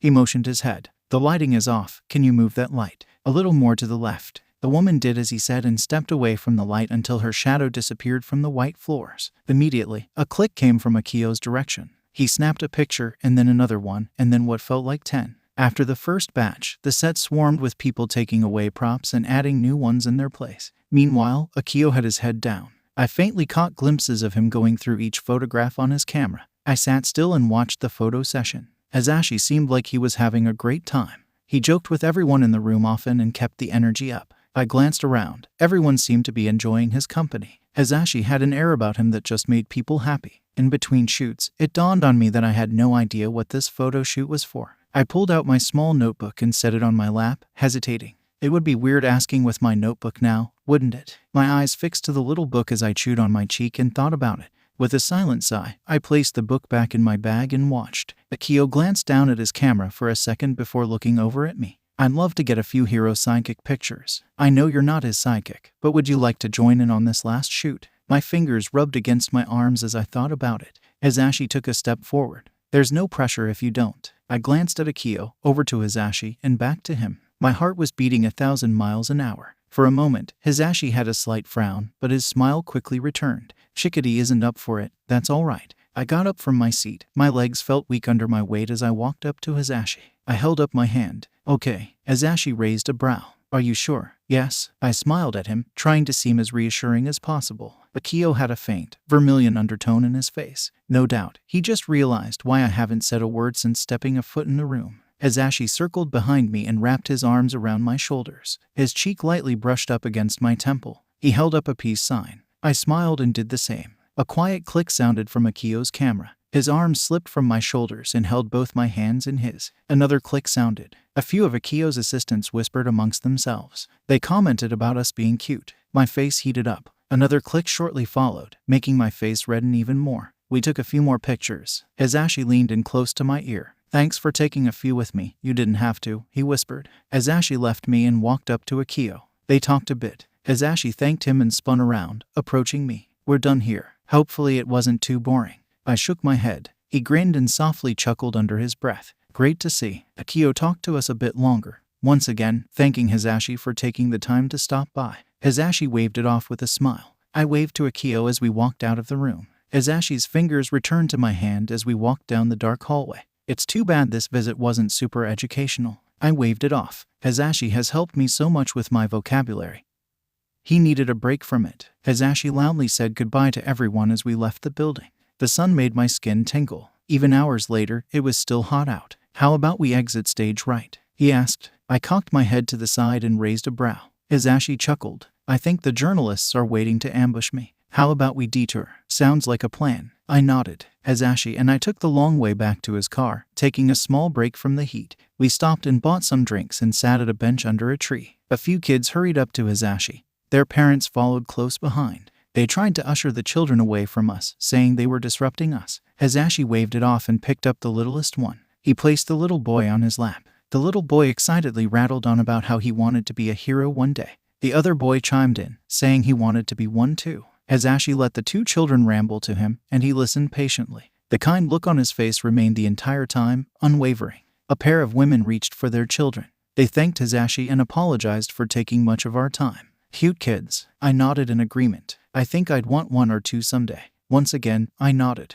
Hisashi's face reddened, and he cleared his throat. He turned away from me. I leaned to the side a bit, trying to take a peek at what he's up to. He reached into his pocket and quickly pulled it out, keeping it balled tightly. He offered me his free hand. "Can I see your hand?" I placed my hand on his. He chuckled. No, the other one." He took my other hand and reached for the little silver bracelet with the butterfly charm. He fiddled with the bracelet. "There we go," he chirped. Hisashi released my wrist, revealing a little charm in the shape of a camera dangled from my bracelet. I know this wasn't much of a date, but I found this camera charm, and I had to get it. I studied the new addition to my bracelet. "Thank you," I signed. A smile crossed my lips. Hisashi returned my thanks with the sign for "you're welcome." He stretched. "I think we've waited out the horde of journalists." Hisashi rose to his feet and offered me his hand. "How about we head back?" We headed back hand in hand. "Oh," Hisashi chirped. He looked over at me. "Those pictures of us Akio took. I asked him not to use them for his publication." I blinked, confused.